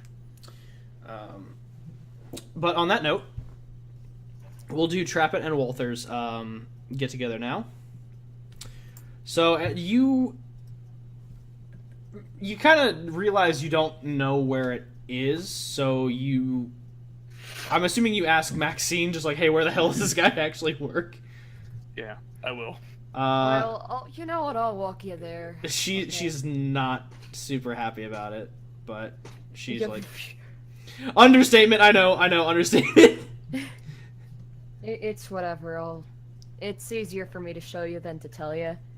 Don't really get directions, more muscle memory, you know? I understand entirely. So she walks you through the Platinum Watch HQ up the stairs to the 3rd floor, which is the Artifices Corridor. And you see there are many other labs, and of course you see the one for Percy and fuck, I forgot what his roommate's name was. Oh no! Shit. And I can't bring up the sheets right now because again my laptop's dead. So you see Percy's dorm and you see a couple other dorms, but she leads you down to about maybe halfway down the hallway, which is about 30 feet down from the staircase, and on the left is Walther's cubicle, I guess would be the best way to describe it. It's a dormitory. Yep, there it is. Cool. Thank you, Captain. It's whatever. Don't tell him I brought you, whatever. I'm gonna fuck off now. Don't want that. Captain? Me? Yes. Yeah. I mean, it's just weird being here. Kinda, brings back a lot of memories. It was a long time. It's still a fresh kind of thing. I understand. Yeah, I'm gonna go. I've already said too much. Alright. Don't just heads up, last time I went in there, I got lightning bolted twice. So It was once. Well, she's gonna say twice.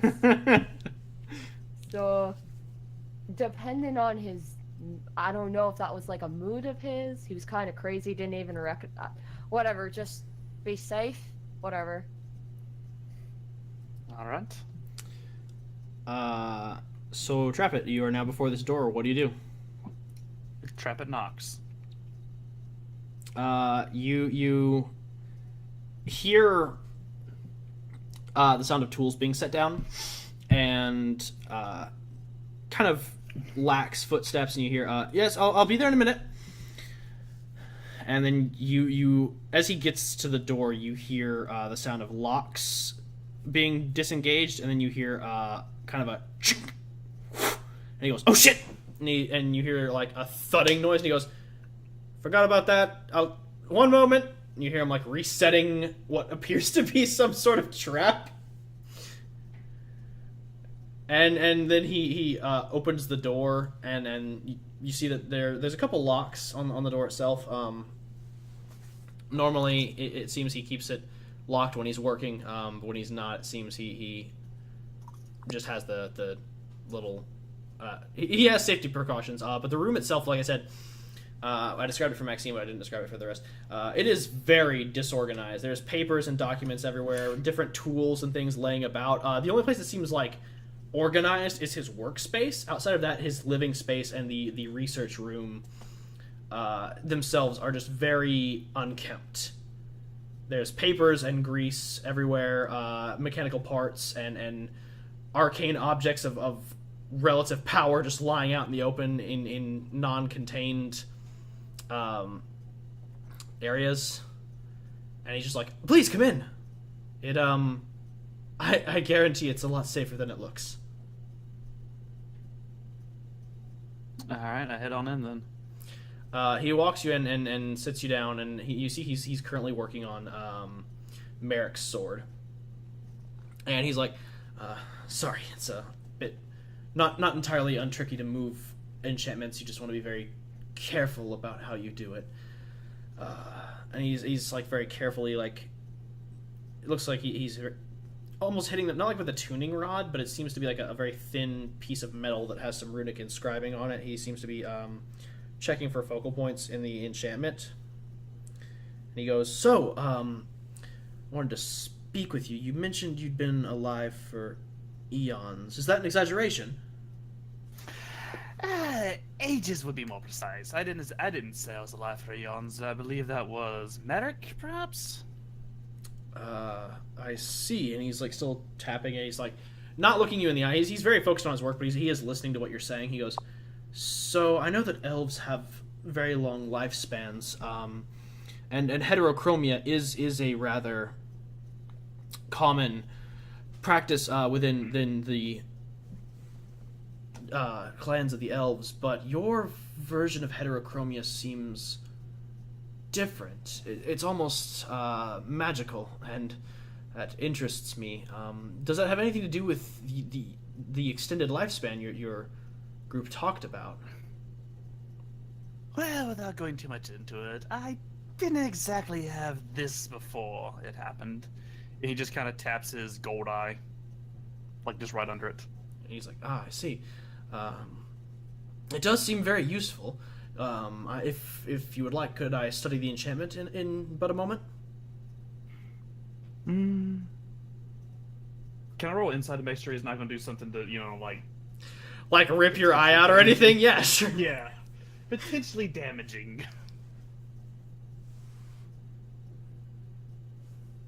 So could I roll insight for that? Yeah, you can absolutely roll insight for Alright, that. Cool.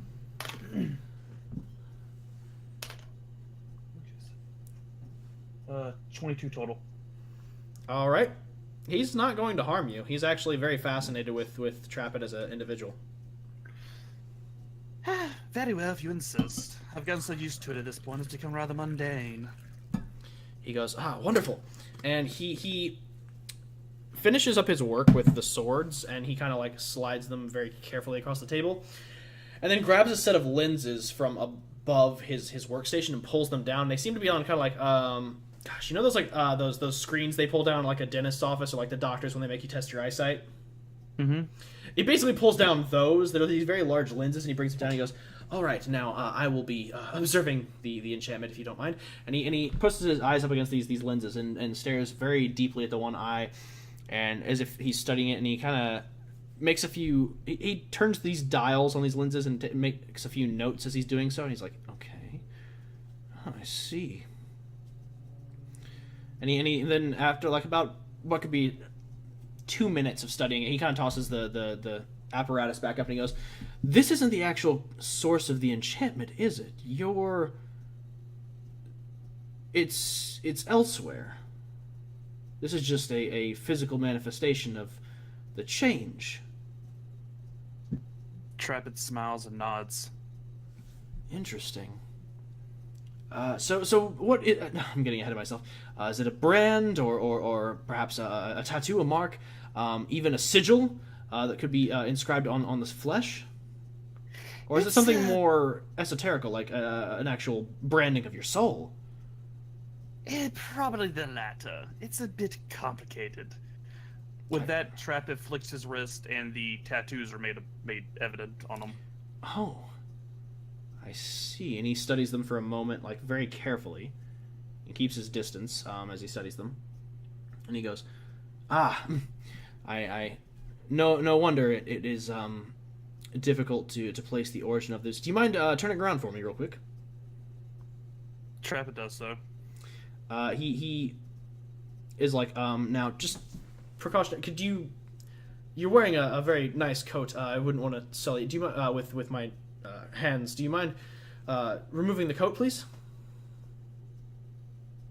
What, are you gonna rip a chunk of my back off? What's going on here? I believe that the mark may be on your back. Yes. Alright. Trappet folds his coat, vest, and shirt over the back of a chair. And there is, he studies it, and he starts. You hear him sketching. Like you don't feel him like actually touch your back in any way. You hear sketching.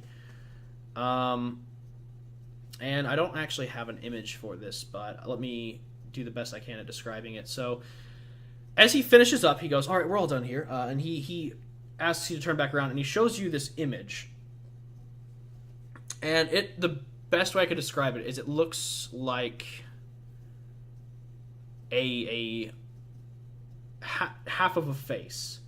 It seems to be half of a hound's face. It's broken apart, and it seems to be etched think of like a tribal tattoo. So it's kind of like different little bands and interlocking. It's not one actual whole image. And he shows this to you and he goes, now this seems to be half, and it does fall on the corresponding side of your left eye. So I believe this is only one half of the full enchantment. It seems that the full source is not actually relevant in you, but it is enough to extend your natural lifespan. The enchantment itself, as I was studying it, seems to be a bonding ritual. You are actually physically bonded. Your soul is of two realms. He goes, now, for the other one, I can't say. The material plane and the various planes were not my study, but it would explain your unnatural longevity. Many have experienced an extended lifespan when they are linked to a entity of another realm. Many contracts formed with demons to extend one's life or seek out secrets of immortality, such as the pursuit of lichdom, if you would believe that. It's a foolish thing. As he continues to like sketch down a couple notes, and he's like, but this seems to be the root cause of the magic manifestation.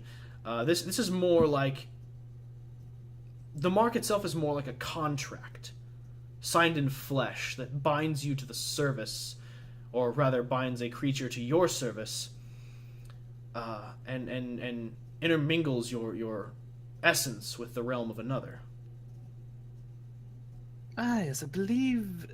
Are you Trappist is basically going to say that he believes that he's talking about the Shadow Hound that's bonded to him. No, that seems to be a creature that you are able to draw from this realm, but no, this is far more than that. You are, while you are here, your soul is anchored here, it simultaneously exists somewhere else. This is very powerful magics, my friend. Very dangerous as well. I would... believe me, I'm well aware of the danger involved in procuring this. He nods and goes, I merely caution in the use of the power. As it grows, it may become harder for you to untether your soul.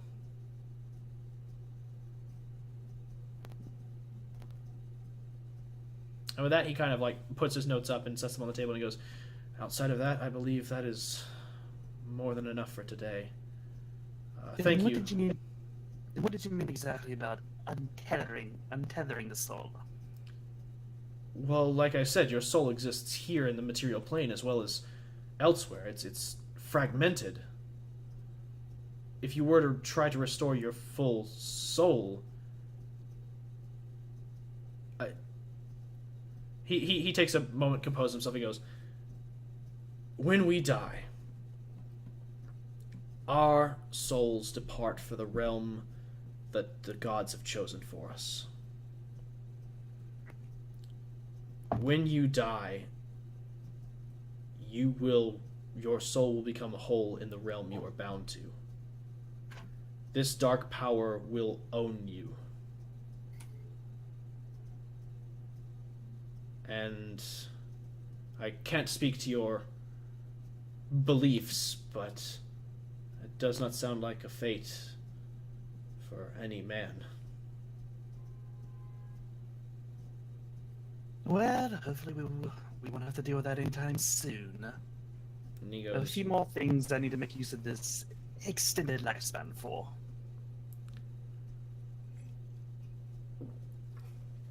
very well. With that, I will get back to work. I have many enchantments to work on. And with that, he turns around and immediately resumes his work. Thank you, dear boy. And do try not to blow yourself up. That only happened once. He keeps working. Alright. I guess Trapid dresses and exits. Alright, what does everyone else want to do in their... Well, I guess we already discussed that. So my question to the group as a whole then is, do we want to go ahead and skip to the 4th day? Can we go ahead and say we picked up all our stuff that's being worked on? That would be you would get that after the 4th day. I was gonna say, I think that'd be like. Yeah. Oh, after all the stuff we worked on, we get after the 4th day. Including The stuff that he's working on. No, that's not the Oh. stuff like you did. The commissions will be done on the 4th day. It's just the stuff he's working on won't be done till after the 4th. Yeah, I just meant to pick up like our commissions we'd make from other places. Okay. Yeah, no, your commissions are done for the earrings and the spell scrolls. They produce to you, Trap It, 1 stone. There are currently no charges in it. And they tell you that it can be used to store... this one is a replication of the stone that you brought in. So they give you back the original stone, and they give you an empty stone. And say that this one is a replication, so that you can store spell energy in it. They request that they are allowed to hold on to the original to try and continue to work towards making it so that your sorceress energy can be stored. Yeah, I'll let them hold on to that one for a little bit longer, but I'll keep the replication. Okay. And with that, the commissions are done. So are we all good with skipping to the 4th day? Yeah. I think so. All right. So Maxine. Also pick up the item from Walther. I think his amulet. For the Constitution. He actually does have that ready. It's one of the first things he worked on. So he actually gives it over to Malcolm, and he goes, "Here you go." He actually gives it. He actually sends a missive on the 3rd day to get you to come back because he finished it up, and he goes, "Now you have been jogging every day."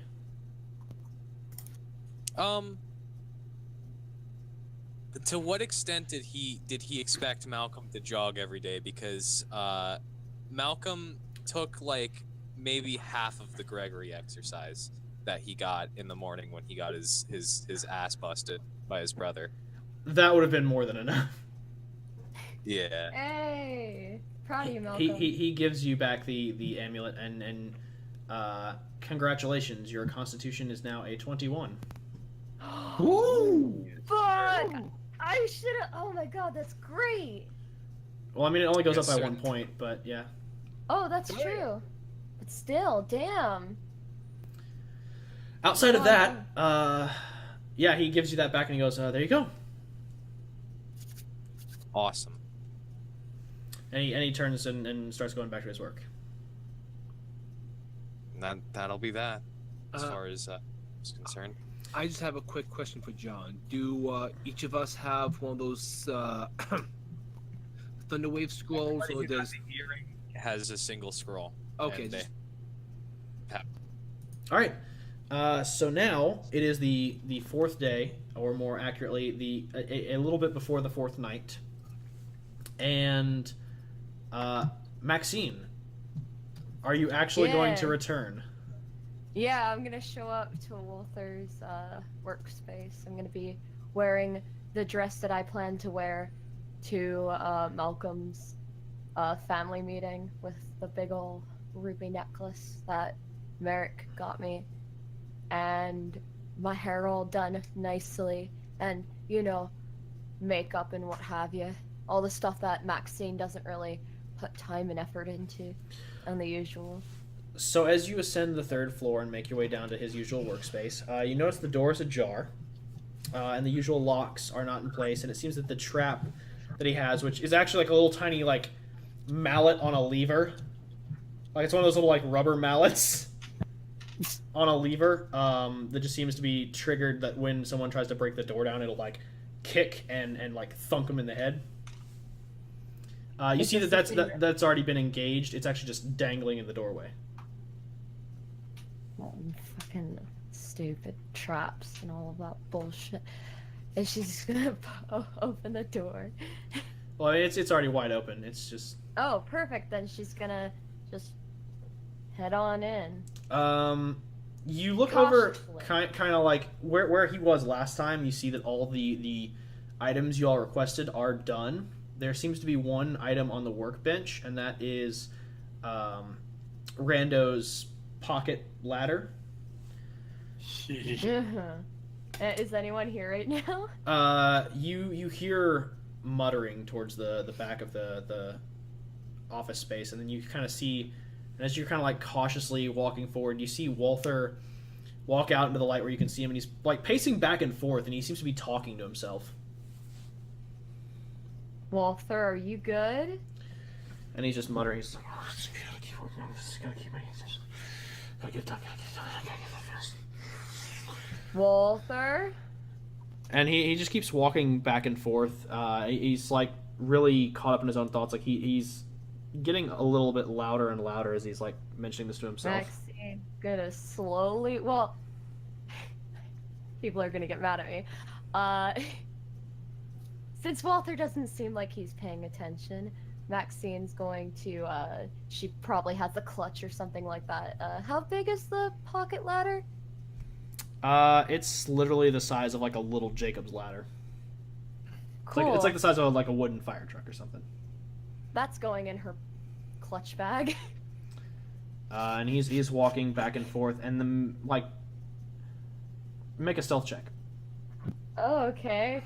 First roll of the night, gents. And he's walking back and forth, still muttering and Stealth. Okay. Okay. 17. Oh, plus 2, so that would be 19. He's walking back and forth, and he doesn't notice it, but you hear him getting increasingly like agitated. And he goes, "No, I need to finish it." And he like slams his fist in the wall. Jeez, fucking Christ. And he goes,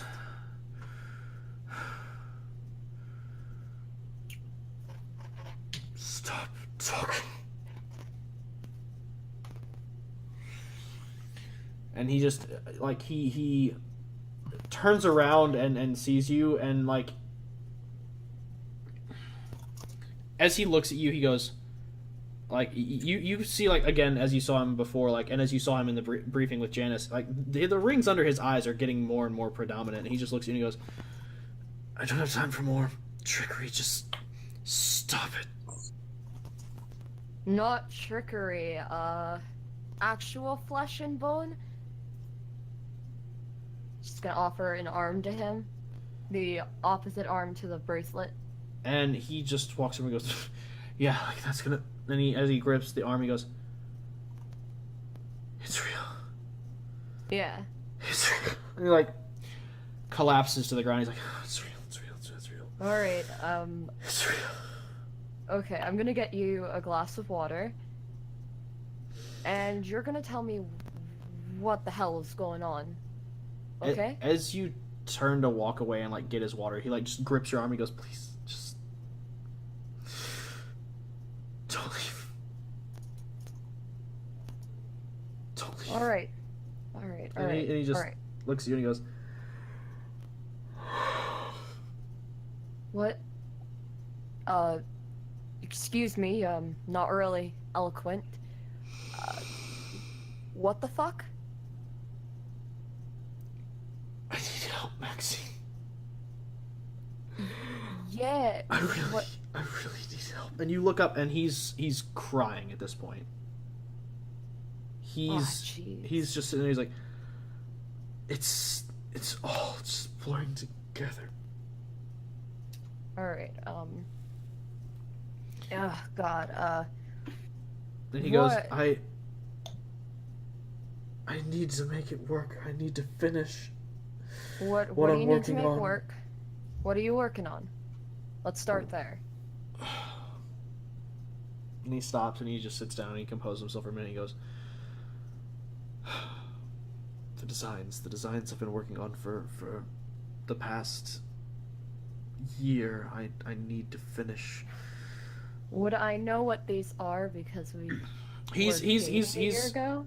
He's worked on various types of weapons. About a year ago, his schematics started getting more advanced, and he started Okay. making like the advancements in technology for the weapons available to Platinum Watch, as well as the general populace and the military, have seen a large increase in just in weaponry over the past year, and most of those designs bear Walther's name. Yeah. And he just goes, Hey, you've already done so much for Platinum Watch. but it's not enough. To you, maybe, Walther, but It's never people. going to be enough. I Alright. can make as many plans, as many preparations, as many weapons, as many ships and fleets as I can, but when the next war comes, will we be prepared? Will we actually be ready? Will we stop them from slaughtering our citizens and raining hellfire upon our cities? The answer, Will it be enough? it probably will. But, Walther, you are running yourself into the ground right now. Can you understand that? Can you? And she's gonna like cuff his face, but like run her thumb like under his like deep set like from not sleeping, the bags under his eyes. Okay. Just go like, you're running yourself into the ground. Like, if you want to make more of your who's its and what's its galore, you can't exert yourself to a degree of hysteria like this. You're only making yourself sick. He looks at you and goes, I just don't know how to stop. It won't let me stop. Are you talking about yourself? Or the thing that's been giving you the hallucinations? He goes, it's... Wrong character. I thought I was playing Cherry for a minute. Oh! He like, you watch him grimace and like twitch, and he goes, and like you see his face kind of just go through a couple different emotions all at once. Like, it goes from kind of like frustration to annoyance to just confusion, and then just rage. And he grabs the firearm at his side and he hurls it across the room and just goes, enough of your chatter. Just Oh, enough. jeez, you've got things in your head, don't you? And he goes, no matter how much distance I put between it and me, it either finds its way back or I go back. It's... What is it? It calls itself Desire, but its real name is Geralthus Veron. It is a demon from the Nine Hells. Oh, fuck, Walther. He goes, Walther, no! He just goes, I made a deal, and I have to honor it. And I can't get out. What's the deal? When did this start?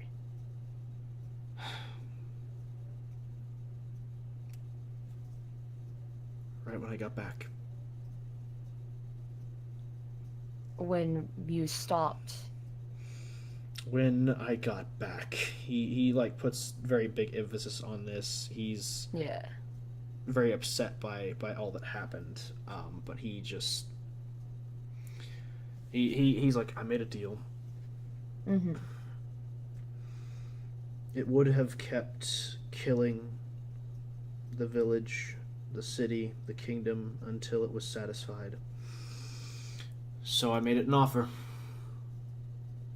Every weapon I make, every ship I build, every armament I crank out, any kill that weapon reaps, Desire takes a portion. Those kills feed its desire, its hunger, its innovation, and it feeds me new ideas. Jesus. Cord, my lord. Walther. That's... listen, I'm not the person for this. I just wish Merrick were here or some bullshit. Maybe Malcolm, he knows a lot about. And he just grits his teeth and goes, look. At the time, it was that or the lives of my team. I know. And I made the choice because if I could send 1, 10, 20, 1,000 of those Elren bastards to the 9 hells where they rightfully belonged, it would have been worth it. To save 3 lives of those I cared about and the lives of dozens of villagers for thousands of heartless, devil-worshipping bastards, it would have been worth it. But everything has a price. Yeah. Even patriotism. Believe me, I know. And he goes, those 3 lives have since left my company, but the contract still remains. 3 lives and the lives of a village. For each life these weapons reap. The only thing they don't tell you is the interest on a contract like that. Yeah, I don't know much about... Yeah, that sucks. Yep. It's not just a village anymore, Maxine. I know. I know. It'll never be. It'll never be satisfied with what I give it. And I need to break this contract, but I can't. Okay. I want to, but I can't. But I need to, and I won't. I don't know.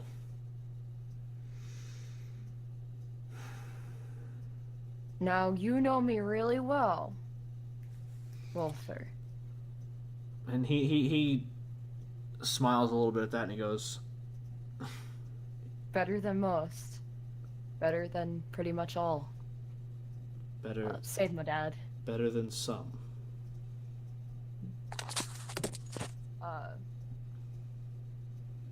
I'm gonna look into this, and I really want to help you, Walther. Even though, well, you know, this is bad. I know. I have. This is gonna be bad, but I have a thing. I have to go. But,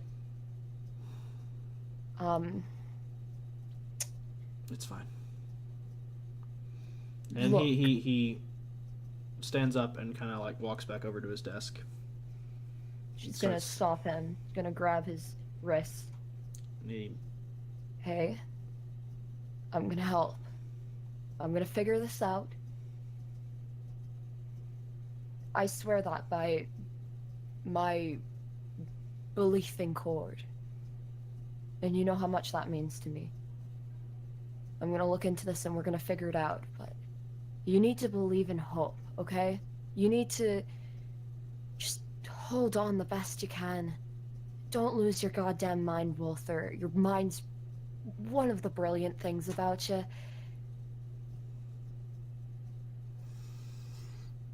okay. And he reaches into his desk and he pulls out the bobblehead and he hands it to you. He goes, What? The bobblehead. And he's like, it's fixed. Thanks, you're definitely saving my dad by doing this. Although, I think you're always gonna be a hero in my dad's eyes. I'd rather not be. But I think... Okay, Walther. you You keep doing good. I mean, that's kind of what I have to do. You, keep being okay. Because I don't know what I'm gonna do if you're not even... I gotta go. Alright. And she's just... And she just Yeah. leave. Book it the frick out of there. Okay. As you leave, you just kind of... do you fuck with the traps or the door? Do you just walk out? Just walk out. Walk through the door, backpedal, kick the trap, and then leave. Okay. So many emotions. Yep. And with that, because I've kept us on the Platinum Watch HQ enough, I believe it's finally time for the map of wonder, the map of mystery, the map to end all maps, the Blackmore Estate. And here I am with no internet to experience it. It's fine. It's not actually the map to end all maps. I'm not really pleased with it. I'll probably change it once everything. It's better than the barracks at the Lycan Order. All right. So you all arrive, and of course, Maxine, you arrive late, but it I'm on my way.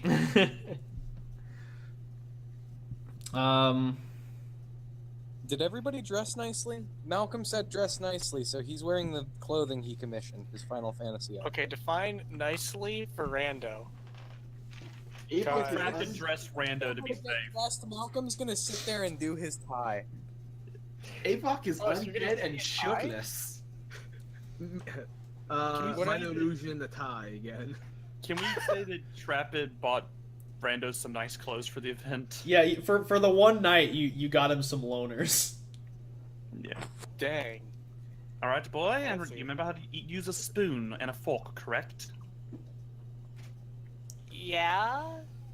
Merrick is just reusing Just the let- same nice clothes he used for Maxine's party. Because, you know, he doesn't say He's his money on simple. nice clothes.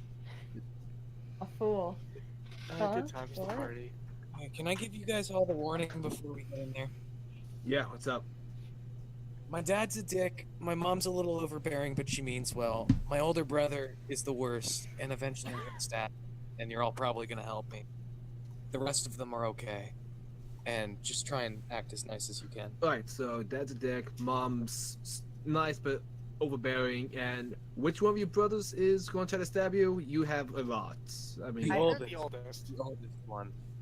okay. He's the worst. I'm gonna stab him if he doesn't stab me first, but I'm pretty sure I'm gonna stab him. I'll first. hold you back.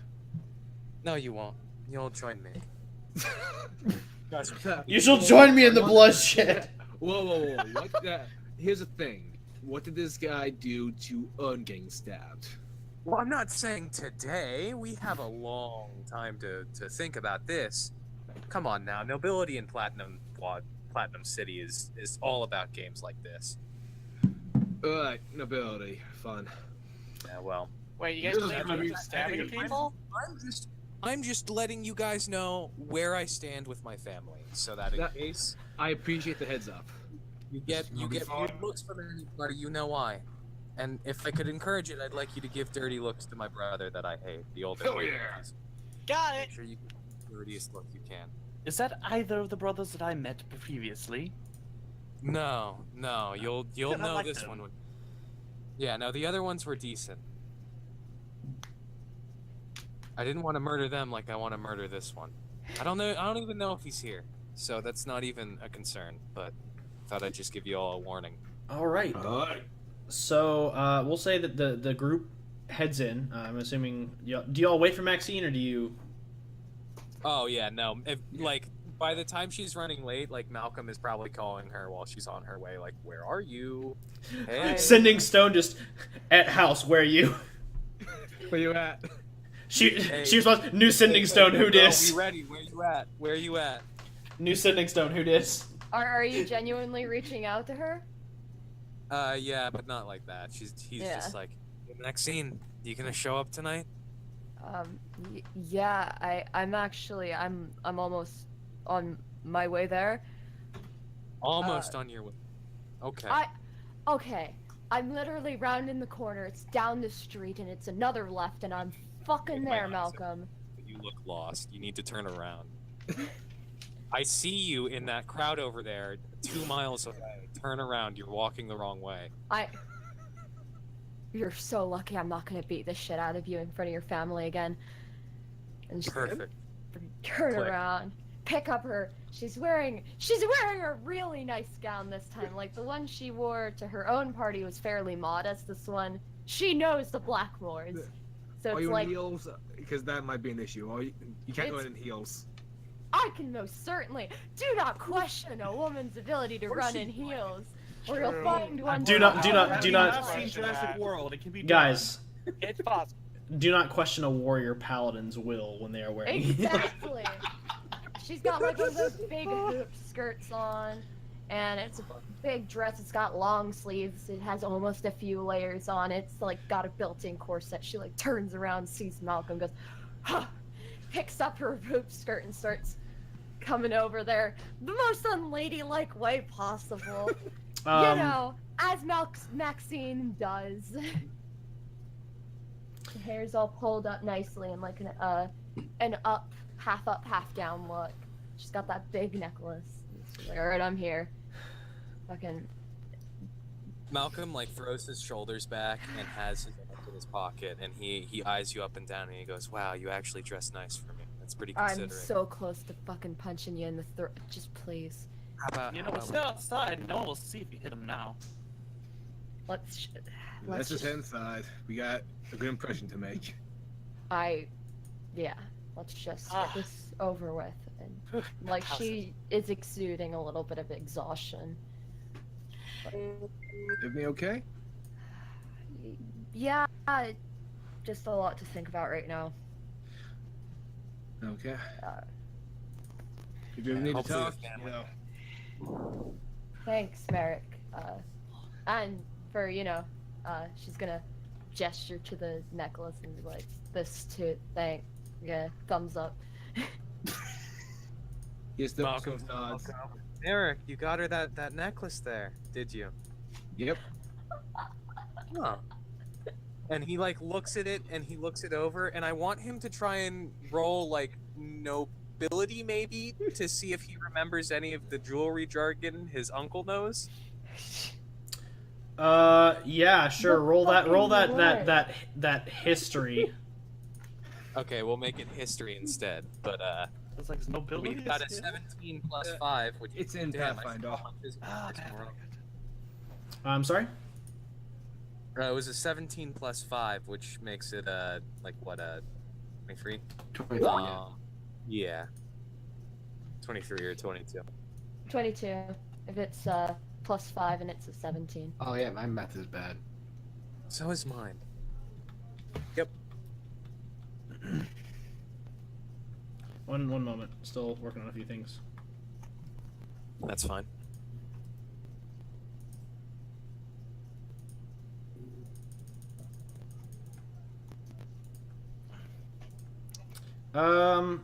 Yeah, I'll say that was definitely enough to know that it is a very fine piece. Okay. He spared no expense.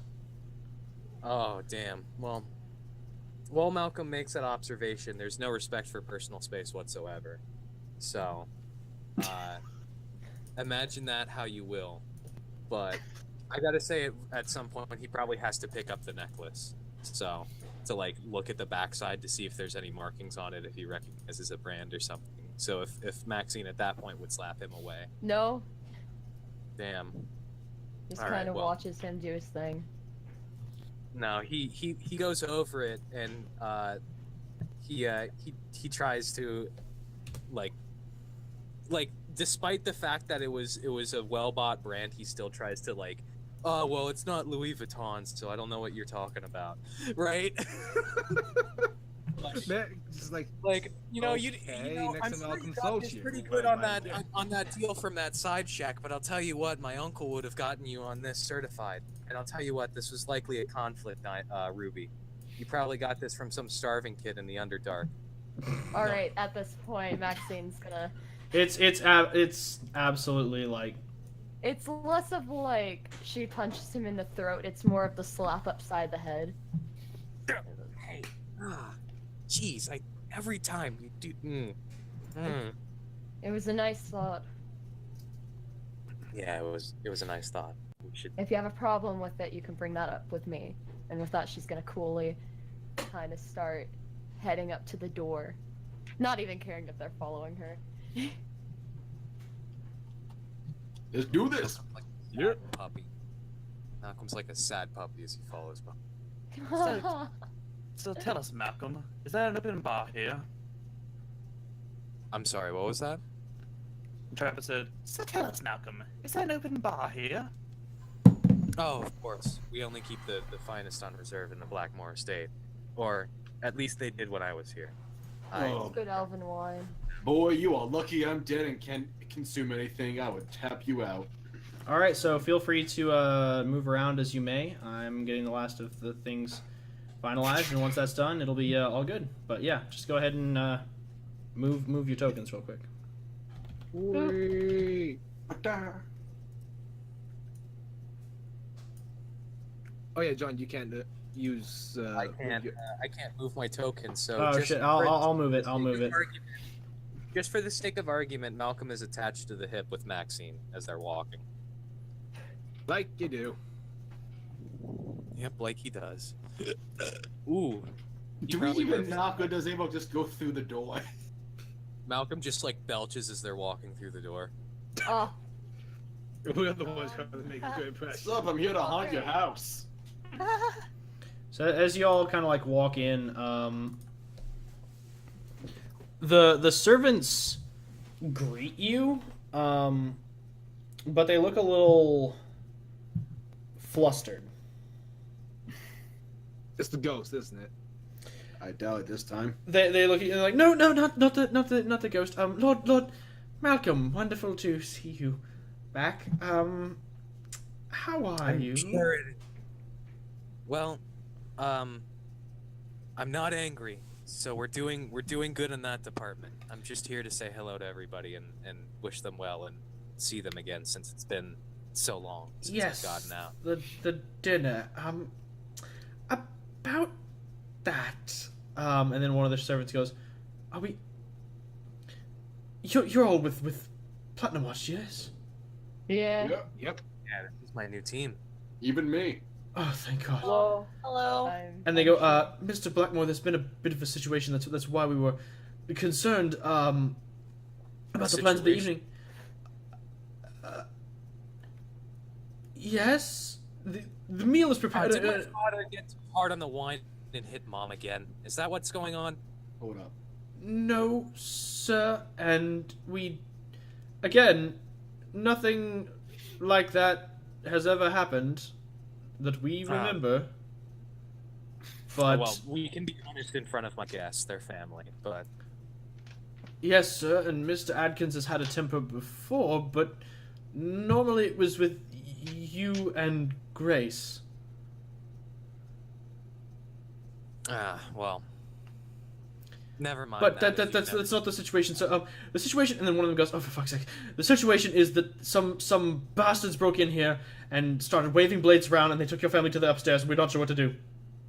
I'm sorry. Oh darn! Oh, for Means fuck's sake! cancel. Finally. Merrick's just gonna go up to them. How many? Six or eight. We couldn't get a clear grip of the Okay. numbers.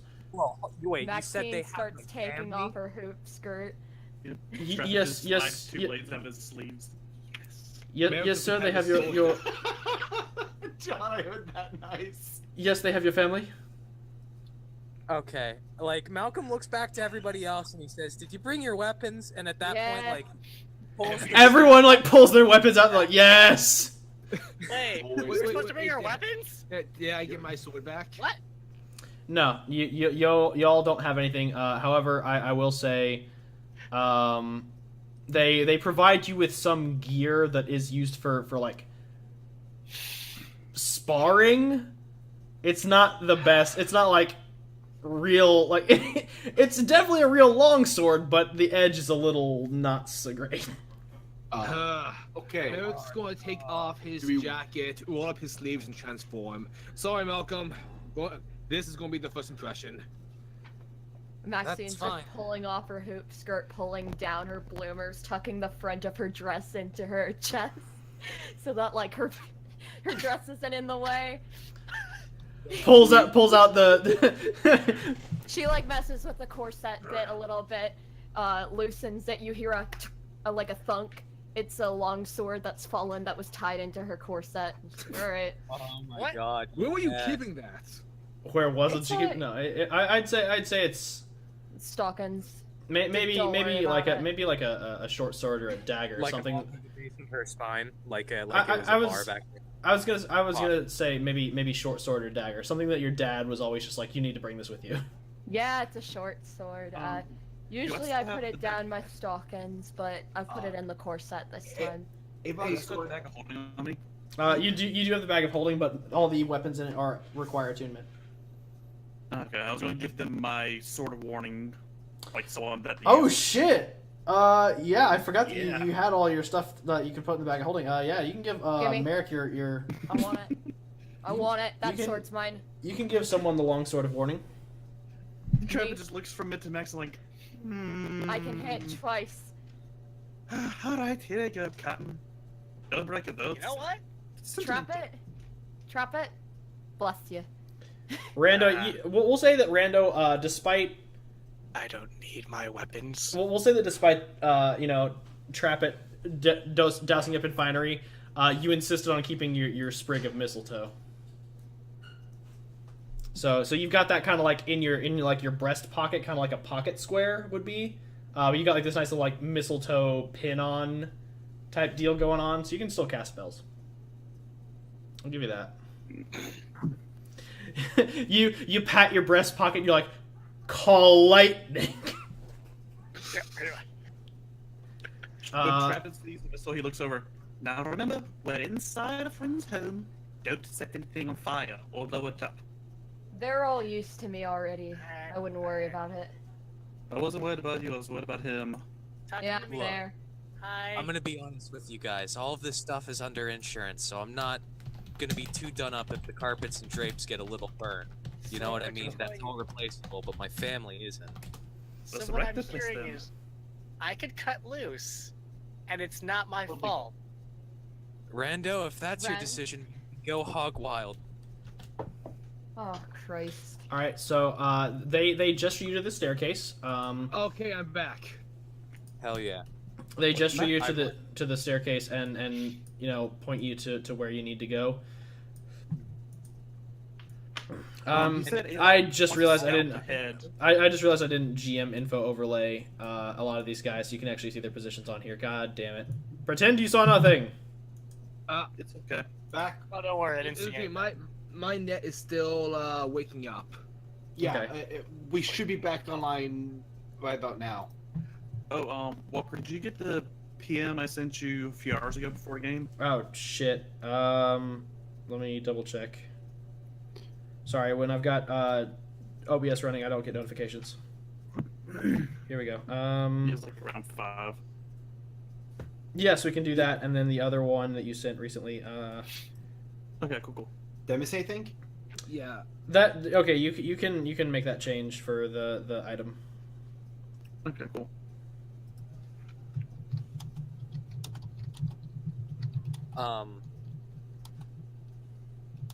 Basically, all you missed is we farmed ourselves, and we're gonna be going upstairs, Avok. Oh yeah, I was going to say that I would think Avok would want to like scout, to see what the situation is before we go in. Since I can move through walls and I got the best stealth. Okay. Can Mel I do need I need you to make 4 separate stealth checks, real quick. As he does this, can I do like a quick perception smell check to see if I can smell where they might be in the house, or at least hear where they might be with my like senses? You can make a perception check. I'll give you their numbers and general location, but not definitive, depending on the roll. Okay. So roll good. Okay, I roll with advantage on hearing and smell, and I rolled a nat 19. Skills. Oh, wait, we're not on. Oh. Perception. No, that's persuasion. maybe one day, Brad. Maybe one day. So that's a 22. All right, 22. Yeah. Yeah, we'll say for the sake of this, you are able to determine their numbers and the rooms that they are in, which will make it easier for Abok to check. Their definitive locations on those are a little hard to peg down, because even with hearing, you can only ballpark it if they're moving. Yeah. So there are 6 of them, and they are in a room directly above the main hallway, the hallway off the staircase on the second floor. One of them sounds like they're above. Let me check the actual ground floor shit while I go ahead and do that, because I actually realized, oh shit, I haven't moved the players. There we go. Is above kind of like the guest room / kitchen, because there's those rooms are kind of close together, and then there's another one right above the pantry. Right, Merrick's going to relay that information to everyone. So with that, Malcolm would be able to tell you the layout, which I'll go ahead and relay to y'all. Is Malcolm basically tells you that's the hallway of the second floor, his father's office, his mother and father's room, and his mother and father's private bathroom. Okay. My first stealth roll was 25. Okay, that succeeds. You're able to phase up into his office. There are 2 people in there. Do I see if they look like hostages? Like, do I notice if it's his family? You see that there is one hostage. It is his father. They are trying to make him open a safe that is in his office. It is in his desk. Interesting. They are dressed in thick black robes. I use my comms to telepathically tell the group physical description of these 2 and what they're doing. Okay. Roll another stealth, please. Okay.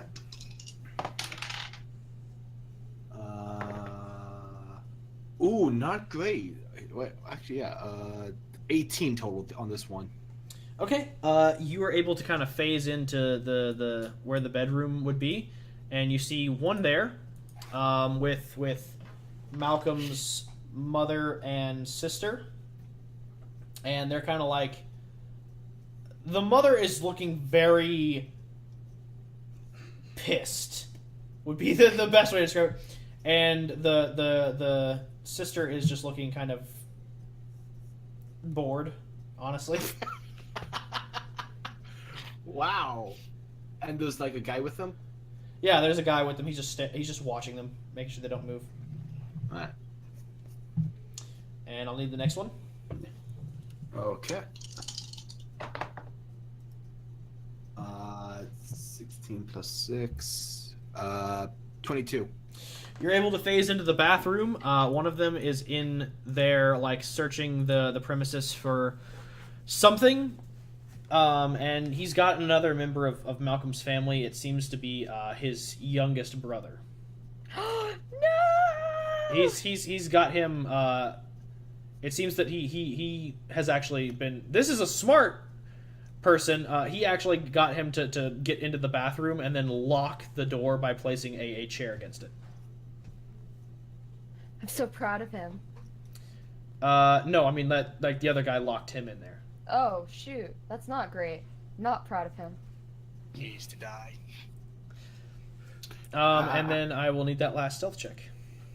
Oh, one more? Okay.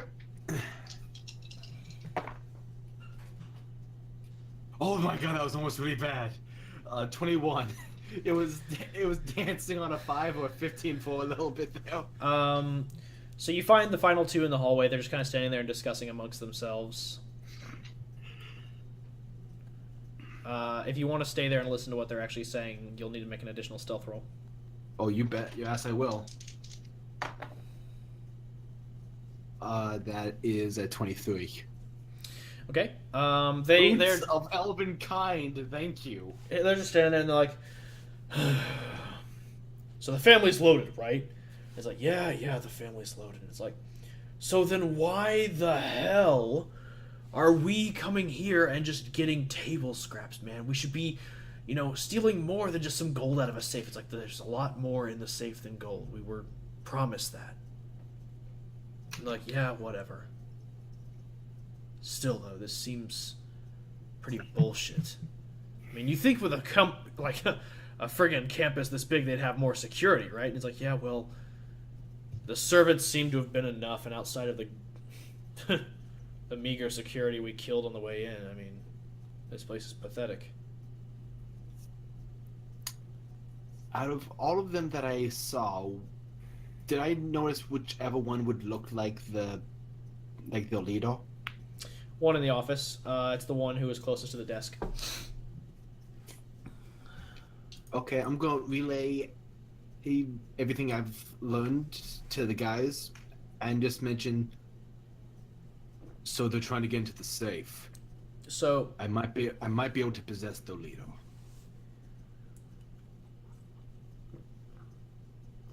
If you think you can get away with it. I can get away with it. How many Can enemies? Malcolm have during that entire time cast the spell Arcane Eye, which creates an invisible moving eye that can have moves 30 feet per turn. You maintain concentration on it up to 30 feet as if it was your own. you can cast it. You didn't say that Awesome. you did, so you can definitely do it in the meantime.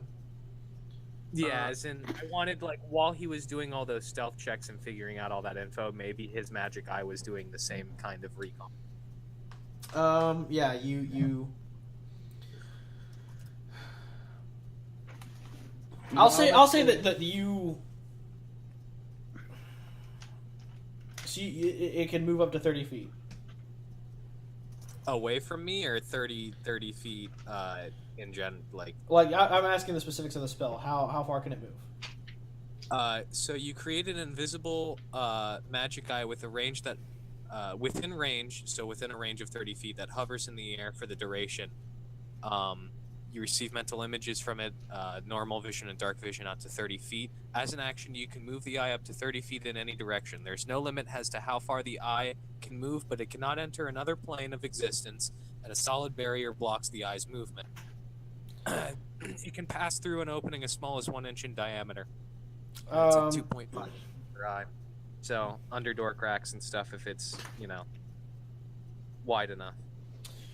So I'll say that you're able to navigate through the hallway, and you're able to check the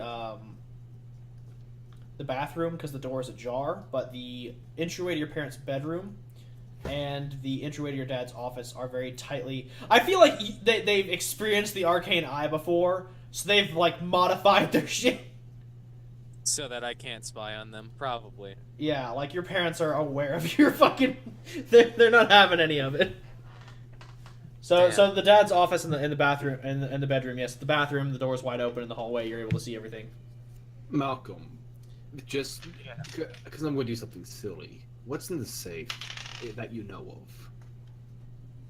As far as I'm aware, the deed to the house, my father's will, some extra gold, and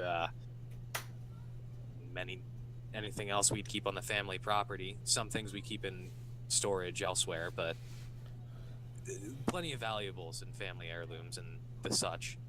Vaccine's gonna start moving. I'm going to. Well, I assumed y'all were still on the ground floor surveying everything. Yeah. Before we moved up to the top floor, Merrick would have asked Malcolm if there's any other staircase other than this one to the top floor. Because if there's one group over here and one towards the back, he wants to sort of divide and conquer so that if anyone tries anything with the hostages, we have two fronts. Let me double check the layout real quick. Every room there's one. What? There is one staircase in the main hallway, and then there's one in the kitchen. So this is the stair. Is this the staircase up that I'm currently going up? That is the staircase that leads to the ground floor. The one up. The other one leads to the top floor, which would be. To where all the baddies are? You're on the top floor right now, or the upper floor right now. The top floor is like Malcolm's space. It's the attic and Malcolm's room. Okay, in that case, Merrick's going to try to be on the other side so that if shit goes down, he can book it to the other side. Malcolm snaps at the others and he says, if you'd rather not head up the stairs and you'd like another path, you can come back with me outside. I'm going to try and throw a rope up to the second and third floor and rappel in through the second floor windows. So one thing I will let you know, Malcolm, since you don't have visual, or do you have visual? I didn't send you a new screenshot. My bad. I'm sending you an updated screenshot of the situation. I was going to say, there is one solution, and I will give this gift of DM knowledge freely. Okay. The two that are in the hallway that are just standing around talking are directly beneath the dining room. Like, I mean, directly beneath it. And they are within 25 feet of one another. Oh, so that's a fireball right there. Is pretty much what that is. That's a fireball. That's a fireball through a floor. Yeah. That's a fireball waiting to happen. Yeah. I'm just saying, you could just go into it, like into the dining room, point your staff straight out, and be like, "Okay, I might regret this in a moment." I mean, yeah, I might regret this later, but right at the fucking. I mean, Avok would like to move to possess the leader. Okay. And what is everyone else doing, if I may ask? If Malcolm was thinking about just don't attack yet. Going outside and coming from the back, when he said that, Trappa was going to suggest that perhaps a few of them stay inside and create a diversion for them. Don't worry, I got the diversion taken care of. I mean, nothing's more diverse than a fireball through a floor. Merrick, I think he wouldn't have taken off his boots of haste, so he's going to activate those and just sort of stand by. Hold on, I see a chat thing going on in Roll20. What's a stealth roll of 25. Well done, my sir. He has to make a contested wisdom in order to. I thought it was charisma. No. He has to make a perception check. Oh, if he against that, then he gets to make the charisma. Yeah, he doesn't succeed. Once I'm inside his head, I actually want to speak with him. Okay, so now he has to make a charisma. Yes. What's the DC?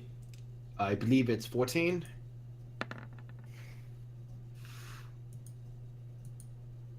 He does not succeed. Yes! I just want to tell him, like, in the most evil voice I can, did you think that getting in my house would be easy? And he starts looking around a little panicked, and the other guy in the room's like, "Sir, are you alright?" And he's like, "Yeah, I just The Blackmores, these humans belong to me." Oh, jeez. And he I don't looks. think anyone's gonna be surprised. He looks very concerned at this point, and Malcolm's dad actually looks over at this guy and he goes, And he looks back at the other guy and he goes, "And not to tell you how to do your burgling, but your friend seems to be very out of it." And the leader's just like looking around, like he's just like trying to place where the voice is coming from. and I'm gonna have him make a wisdom to figure out if he's able to figure out it's in his head. Yeah, he figures out it's in his head. Greetings from the Nine Hells. Asmodeus speaking. Oh. And he gets very worried and he goes, "Oh fuck. Oh fuck." Man, you bastard! I've been waiting for this one. And he walks straight up to Malcolm's dad and pulls out his blade and he goes, "What the fuck did you do? What the fuck have your family done?" And the dad like Adkins raises his hand and he goes, No. There's no need for hostility here. I'm already opening the safe. It's all good. And he's like, dude, what are you doing? And the other guy in the room is just like, get your shit together. When the guy says that, does he walk within 5 feet of the guy I'm possessing? No, he stays at his distance. Okay. Just. He looks at him and he goes, what are you doing? And he's like, they've made a deal with Asmodeus. And he goes, my son made a deal with Asmodeus. I have nothing to do with that. My son is his own man. And These mortals belong to me. If you want to harm them, then that means that I own you now. And he goes, fuck. Or you could leave. That bastard lied to me. Which bastard? We're all friends here. Maybe I could take him instead. And he looks at his partner and he goes,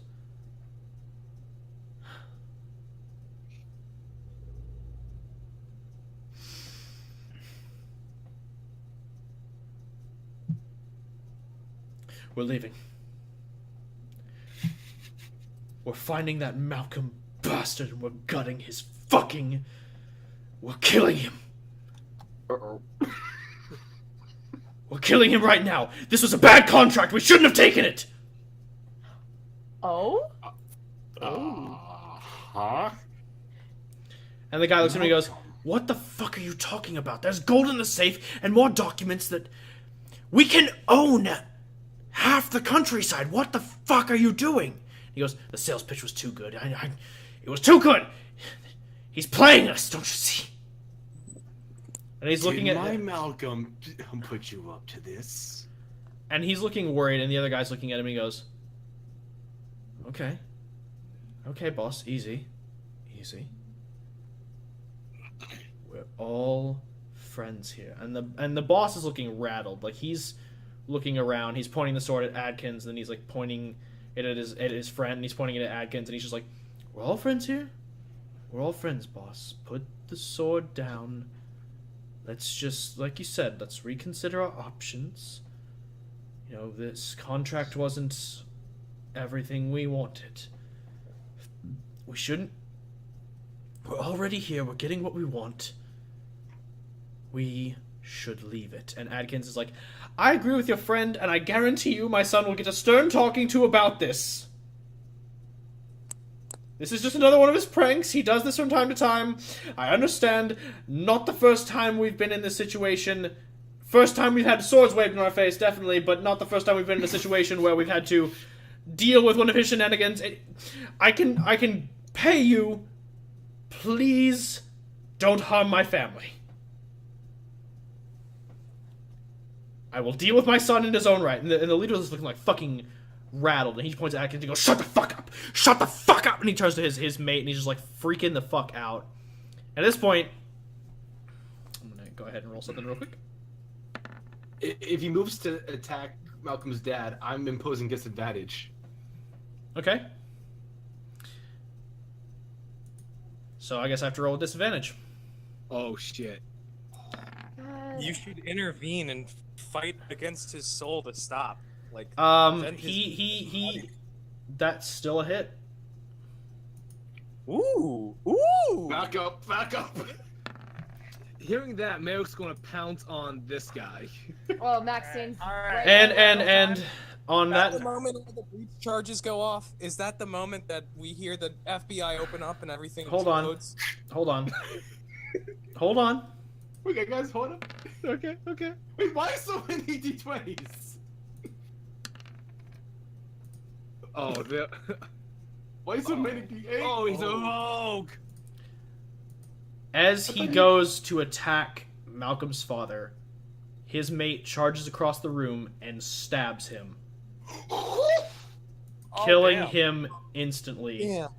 Avok, you are now standing in the room as a dead body falls off of you like a shed meat Awkward. suit. This is awkward. Bail. I turn to him and go, good, yes. Asmodeus is pleased by your bloodshed. Can I roll deception? You can roll deception. And I'm saying this over the comms, just so everyone knows. I've been made. That's the Already moment. on That's it? the Alright, moment. Rando. Like, Malcolm is outside and on the ropes on a window, Deception. on one of the windows, and that's the moment when he hits the fucking charge. Is when he heard. Oh! Rapid's going That's to a unleash 12. Firebolts. Hold on, hold on, firebolts hold in the on. sky. Everybody's moving all at once. Hold the fuck on. Everybody move back Yeah. to where they were. Okay. Maxine, that means you. Yeah, I know. You rolled a Relax, 12? Mr. DM. On deception, yeah.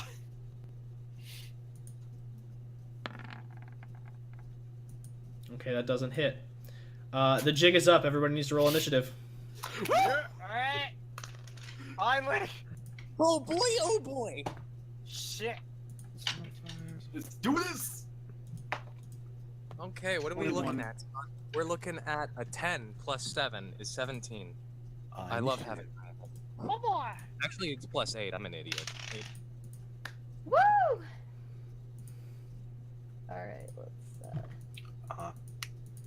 Okay. Okay.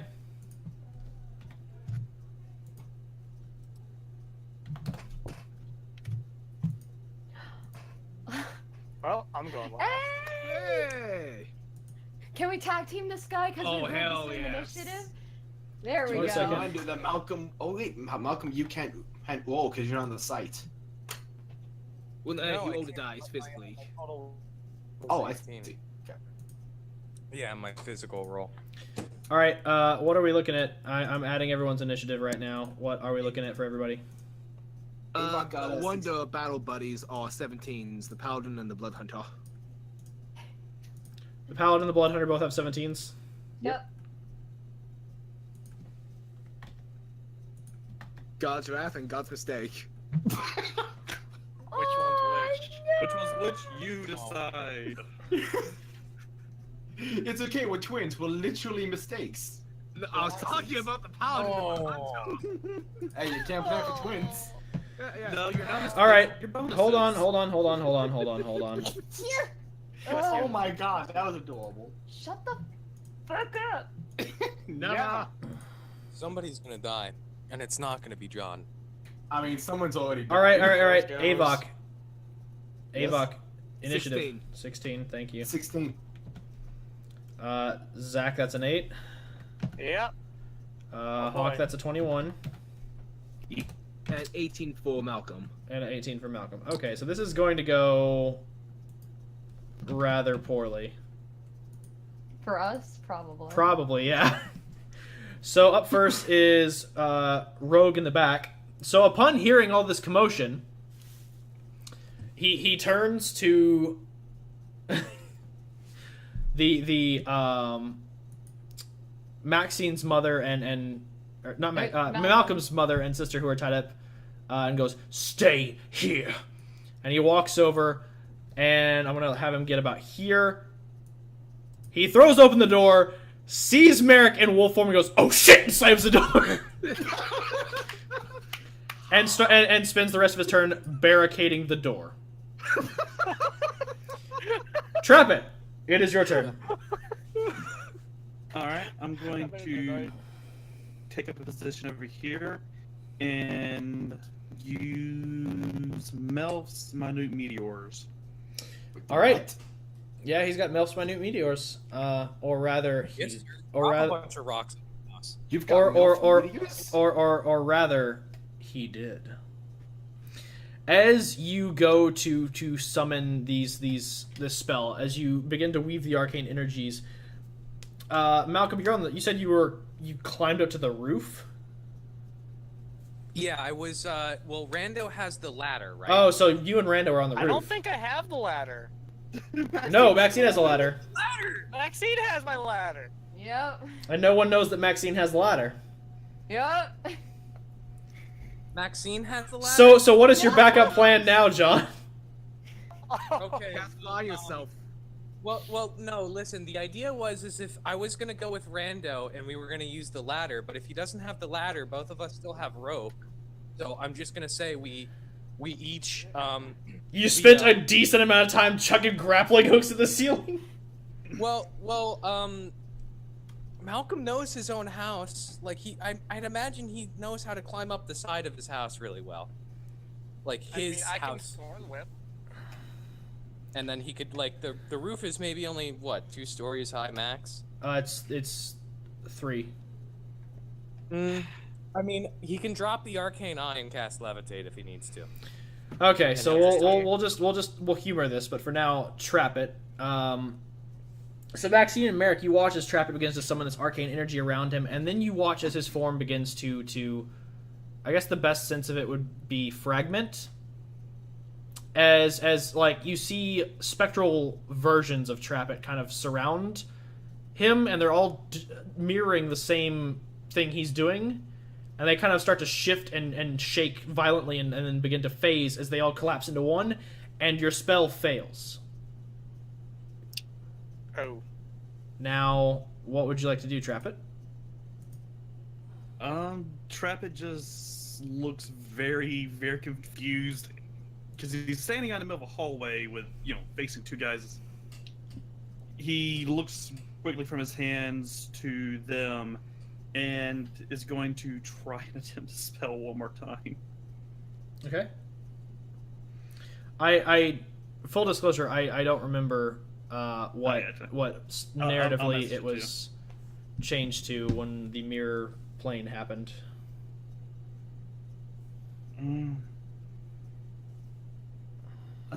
It was. I messaged it to you. Let me see. It was erupting Earth. Okay. Jesus Christ. Why do you do this to me? Here we go. Let me grab my 5th edition spellbook and grab everything. I can copy paste it to you. No, I got it. I've got a mobile spellbook, so I've got every spell here. How good's my insurance claim looking? We're about to find out with this erupting Earth. Not good right now. Jesus fucking Christ. You have the worst team. It's just water damage. It's sort of. just water. I swear. I should mention, I'm gonna smell like wet dog.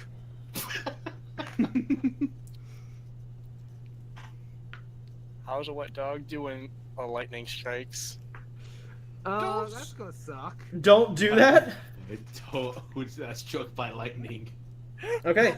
So as you try to summon this again, you feel the very earth and the very ground beneath you begin to surge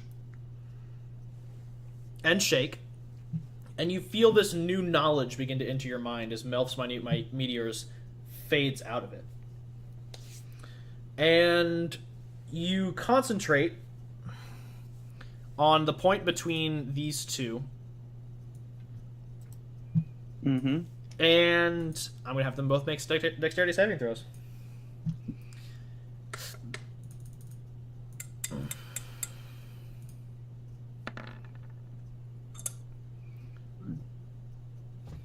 So that's not great for one of them. Yeah. Oh, that is not great for both of them, actually.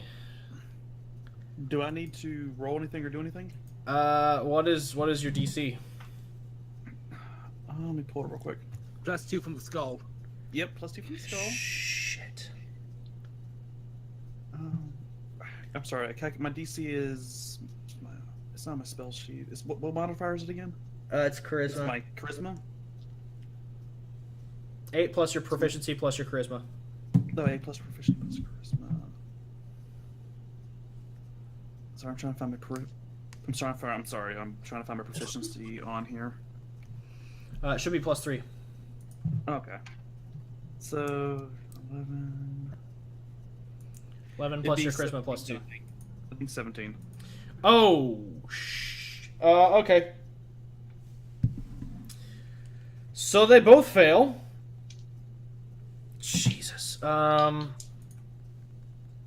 let me roll that damage. Unless you... well, no, you need to roll the damage. That is 3d12. D12. Ouch. 3d12 plus your charisma modifier. That would be.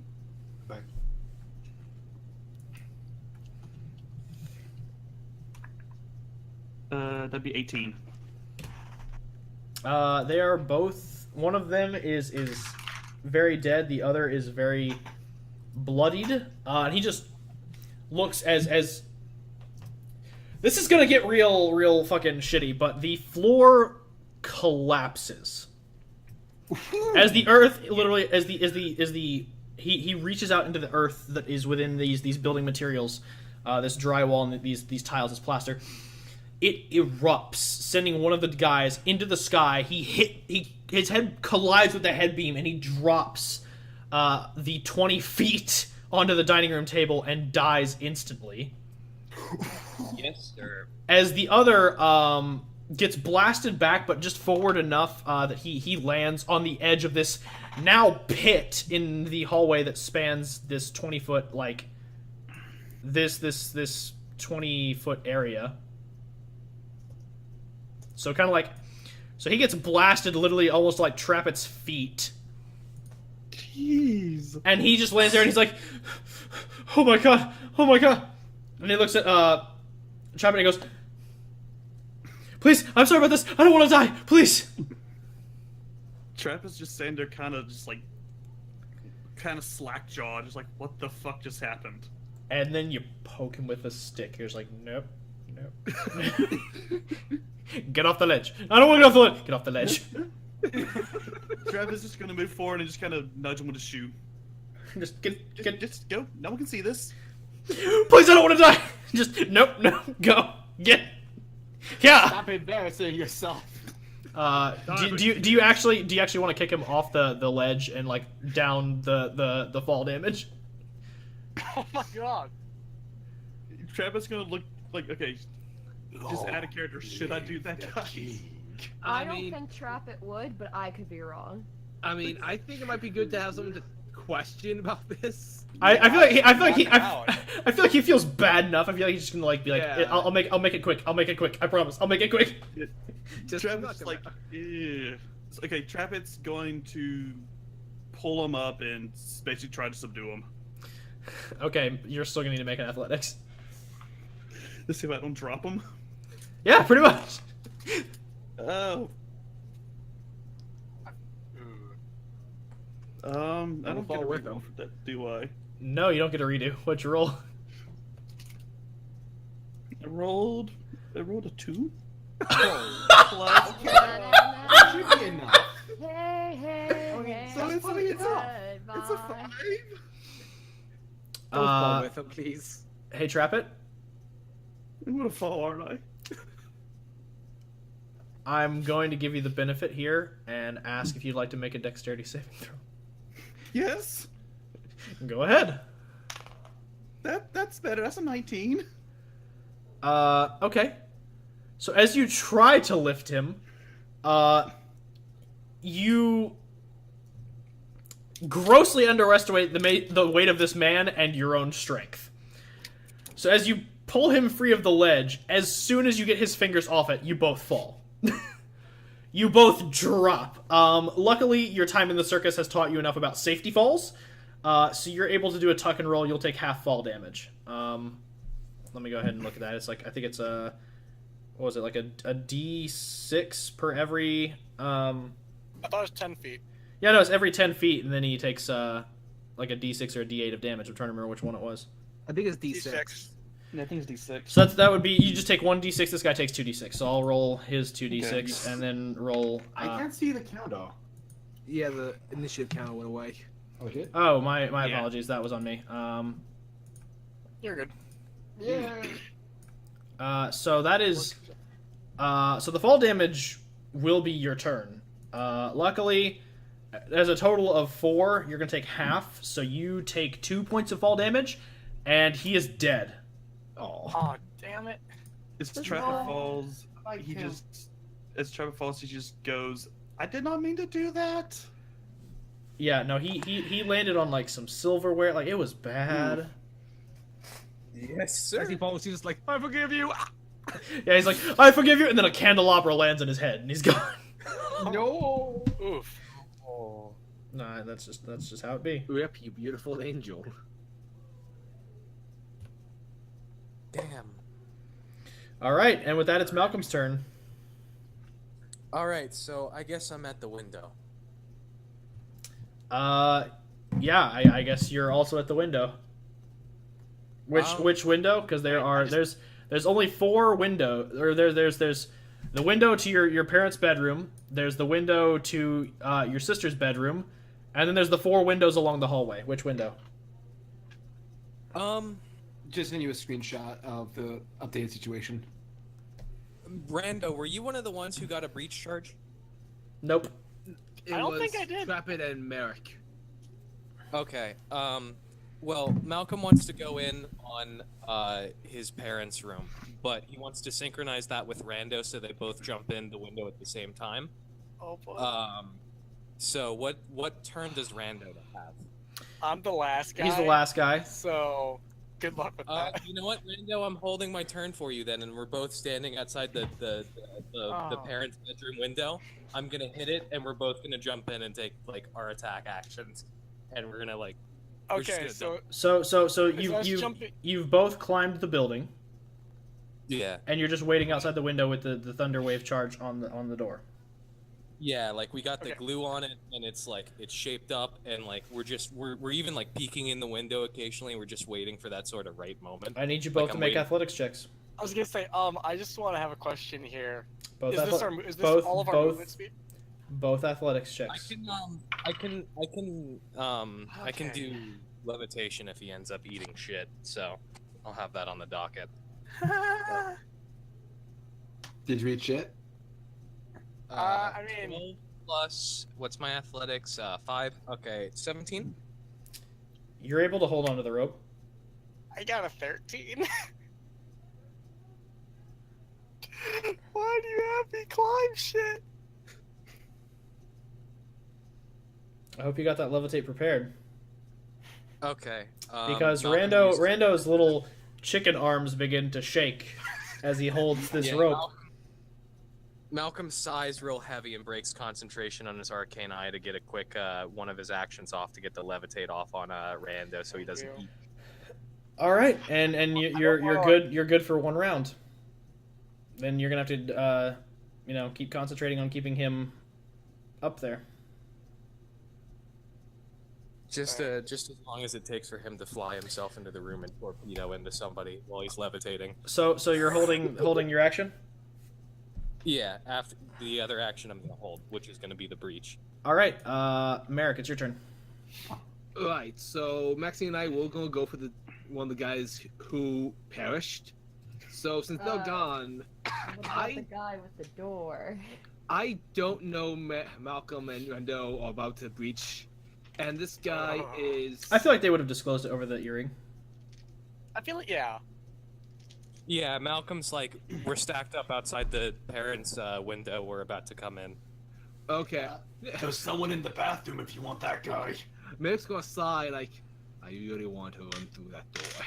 I know, I right? don't blame you. I really want to just headbutt my way through that problem. This door. Yeah, I feel. Yeah, I wanted to just charge like full cavalry, but if you guys got this, Merrick's just gonna use his hasted 80 feet to go there, and then just sort of NYPD kick in that door and charge. Oh, the door's wide open. The minute you run down there, he's staring right at you in wolf form. He's like, "Oh shit!" Merrick's gonna stop, smug, hi, and then just go to grapple. All he gets out is "Oh fuck," and then try like. So he's gonna have to make a contested athletics. Yeah. Yeah, Which so you have advantage on. yeah, so what exactly do I add to my roll? Just my strength? It's My your athletics skill. Okay, where is that? This is the first time I'm doing this. Suffice it to say, you just have to beat a 4. Well, I'm gonna look anyway, so I know it for the future, but I will roll with advantage. I rolled a natural 12. I don't know where my athletics is. It's in skill. Doesn't matter. He's fucked. Yeah. But yeah, it's in Oh, skills. there it is, yeah, it's 18 total. Yeah, he's right fucked. He's grappled. Hey, boy, let me tell you sing you the song of my people. Who hired you for this job? We're not gonna tell you all that. I won't eat your face. He's like, only the boss knows that. Okay, in that case, we'll sit here until your boss shows up. Funny story. And Merrick's still grappling this guy. He forces The him next day that he's still being grappled. Okay, Maxine. Well, Years later. so There's nowhere I can go. That's in my freaking. well, there's nowhere that you could go that isn't caved in. Maxine just bust through this wall. It was right here. Like this whole portion of the hallway is gone. There is no hall. Can I follow Merrick? Avok's literally flying solo. There's no way to get there. The floor is gone. Boy, follow I have Merrick? this. Yeah, you can follow Merrick. Okay. She's just gonna hop in here and be like, everything else is shit's fucked. And she's just gonna lean up against the wall. You With her hear arms like pounding from the bathroom. So it's Oh, where's the bathroom? Where can you? This one. Oh! Oh, What's yeah, that's it's this that. door right here. This right there. the someone, I think Avok mentioned something about someone being stuck. Would be a shame if someone broke down the door, wouldn't it? I think it's a prisoner. I think it's a hostage. Who's in there? Maxine, is that you? Oh, fuck yeah. I'm kicking down the door, so, you Please know don't the do drill. that. There's like no room for him to avoid that. It's Oh, very small. shit. It's a Might, bathroom. damn you it. might kill him. Like Alright. the chair that's barring the door is on your side. You just have to remove the Oh. chair. You just want to kick down the door. No, we must I kick do it want to just kick down. down It's a the door. only way Fine. to be sure. She's gonna take. Break the door down. You're breaking the door down. No. She's Please taking the break down chair. the door. I need more property damage for my insurance. She claim. breaks the. I mean, Maxine could rip it off its hinges. She's just gonna like take the chair, grumble, throw it across the room. Freaking. Yes, sir. All right, we've got the guy that you were like locked in there. We've got it handled. If you want to come out, like The door opens, and before you, wearing his very small spectacles over the bridge of his nose, and dressed in the clergy robes of Lathander, with his nice little like raven black hair tied up in a little ponytail. He's got like his hair is parted down the middle, so the hair kind of parts to the side over his ears. And he steps out, and he's, like I said, nice close rows of Lathander, and he looks at you and goes, "Oh, thank goodness, oh, it's good to Hey, see kid. you again, Maxine." And he walks up and he hugs you and he goes, It was a nightmare in there. Yeah, I imagine. And he looks over at Merrick and he goes, "Oh, hello, Thomas Blackmore, priest of Lathander." Merrick Gildo, kind of worshiper of Palor. Nice to meet you. Ah, wonderful to meet you as well. May light find you. Yeah, And you. we're handling this. You can. Yeah, this is my new buddy. Isn't that right, Terry? Your name's Terry now. Please let me go. Nah, I have abandonment issues. You're staying with me from now on, okay, Terry? Terry That's hates this. Phrase I never thought I'd hear. Anyway, Avok, it is now your turn. Hey, let's take care of that guy for me, buddy. That was real swell of you, Hex. That was just all of you, Hex. All right. What is there a saving throw on that, or is he just hexed? No. He takes disadvantage on. I have to choose a check. On a stat, yeah.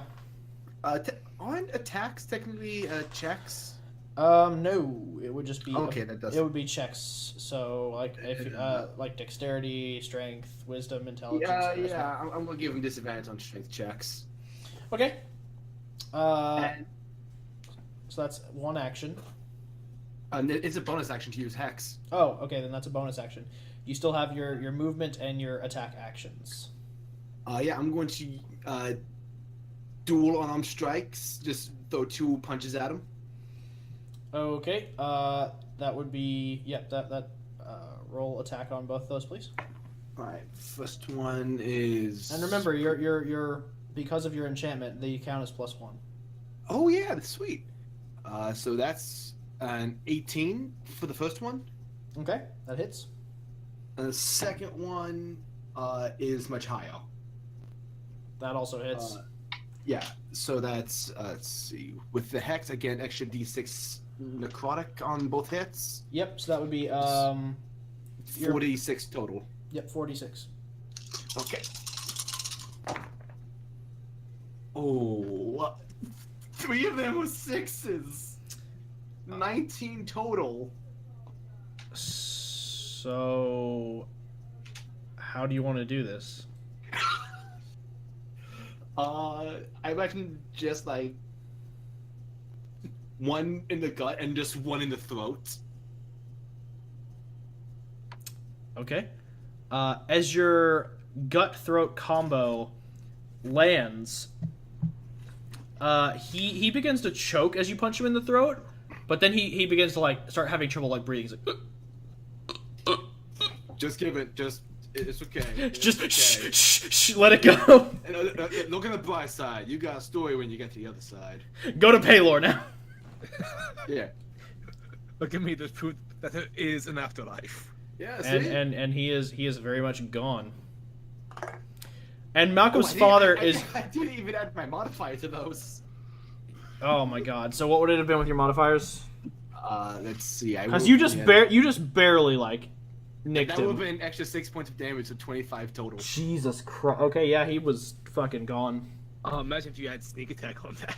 Oh, that would have been broken as fuck. That wouldn't have been sneak attack. He was staring right at you. I to imagine though. Yeah, imagine if Malcolm's father is just looking at you, just like, what the fuck is going on?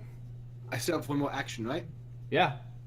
I'm going to walk over to him, clap him by the shoulder. Don't worry about it, and I'm going to dimension door the 2 of us, because that hallway is fucked. Okay. Where are you dimension dooring out to? Sorry. I don't know where Maxine and Malcolm and Merrick are, so I'd probably go to this area over here with Trappet. Okay. You bamf over there with Malcolm's father. Yo, Trappet, look who I found. Chapman actually fell down on the hole. Oh yeah, that's right.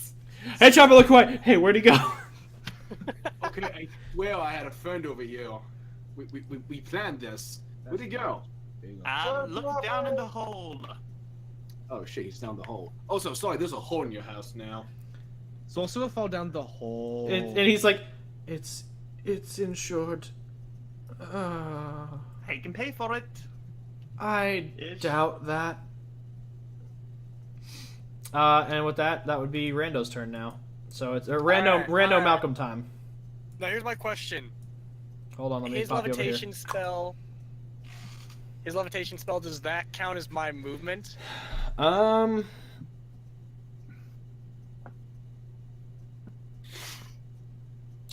you want to weigh in on that? No, it wouldn't technically, because what it did is all it did was prevent you from falling. So you still have quote unquote your 30 feet of movement. You ask Malcolm to cancel it as a free action. So like it's just there so that when we jump into the window, you don't slip and eat shit. Really. Okay, and when we jump in, that's not my movement.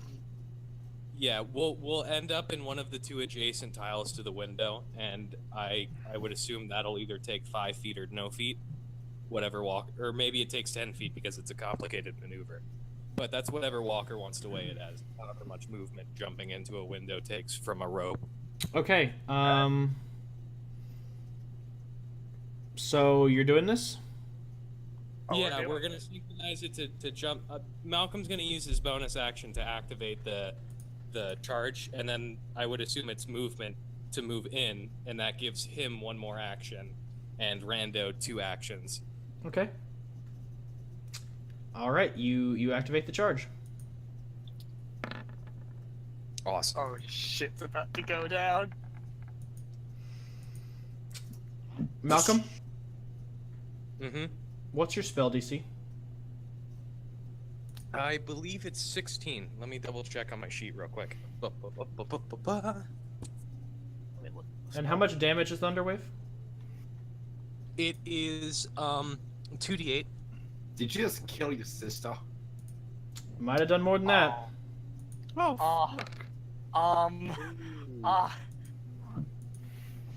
Repeating werewolf would have done less Um, damage. We're adding your intelligence. That's a +5, right? If you'd like to add my intelligence, I think because it's a scroll, it doesn't necessarily get that benefit. Okay. So then my question is this: how do you want to do this on your mom? Wait, my mother. Okay. She rolled a nat 1. Yeah. We're killing your family, dude. She rolled a nat 1 on a Constitution check. The range of Thunderwave is 15 feet outwards of a cube from where you place the spell. You slapped it. You slapped it on there. That was 15 feet away in a cube. Damn. Your sister has taken the same amount of damage, but she's not dead. She is very bloodied. She is on the verge of death. Fuck, now I gotta heal. Gotta do my job now. So my question is, God forbid. how do you envision the death of Malcolm's mother? Are we talking like permanent death? She fails all of her death saves immediately, and she takes over her constitution and damage, and like eats shit, and like there's no revivify or. Do any of you know Revivify? Question: would Malcolm have Get a guy. Quick question: Hey, Vog, no idea. Would Malcolm have put the scroll there, knowing that she was in the radius? I have an idea. I would have to assume so, I because have he an put the idea. scroll on the window. Okay, just didn't know. Like, we don't know the placement of the. I was thinking that the way the scroll would work is that maybe it shapes the charge of the Thunderwave to be like a. It's a cone Thunderwave. Yeah. It's a spell scroll of Thunderwave with an adhesive. Damn, it's not even that complicated. I should have specified that. Damn. I was Yeah, saying because I they didn't know want thought to it had to be more. my own little explosives. Damn. Oh well.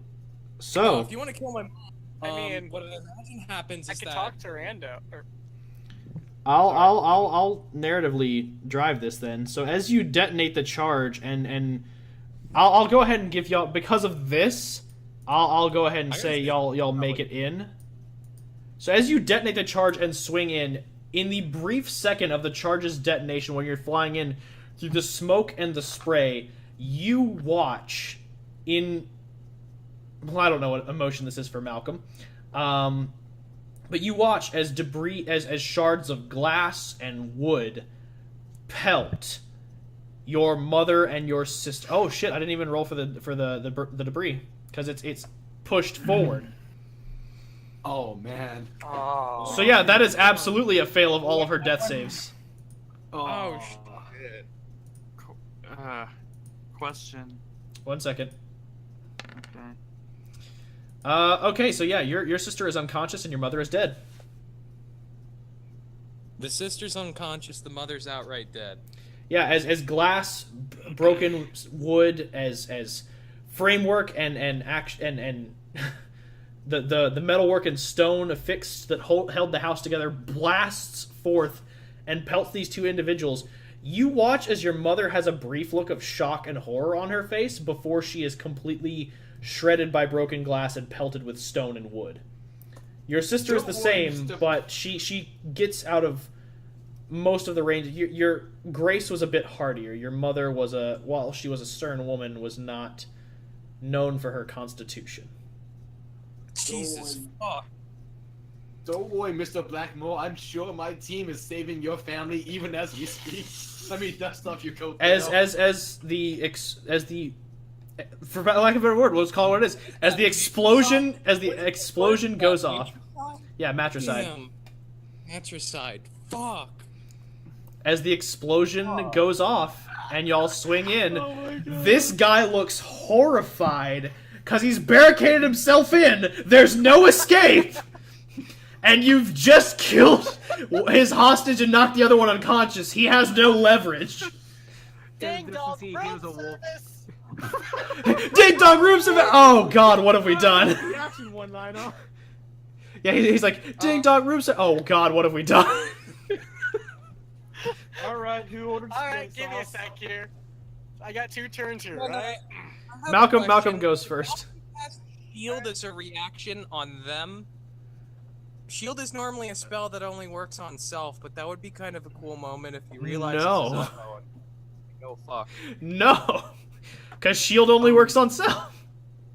Damn. I don't think it works on anything with like a weak deep death He save. cast like 2 Malcolm Mage Hands to create like the cover of like 2 big Nope. gauntlets. Like Because that's the mage hand is another action.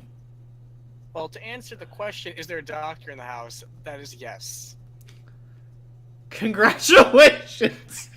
Shadowin, all things valid. See, I thought about Shadow and just like steal the life of this guy and give it to her. I thought about it.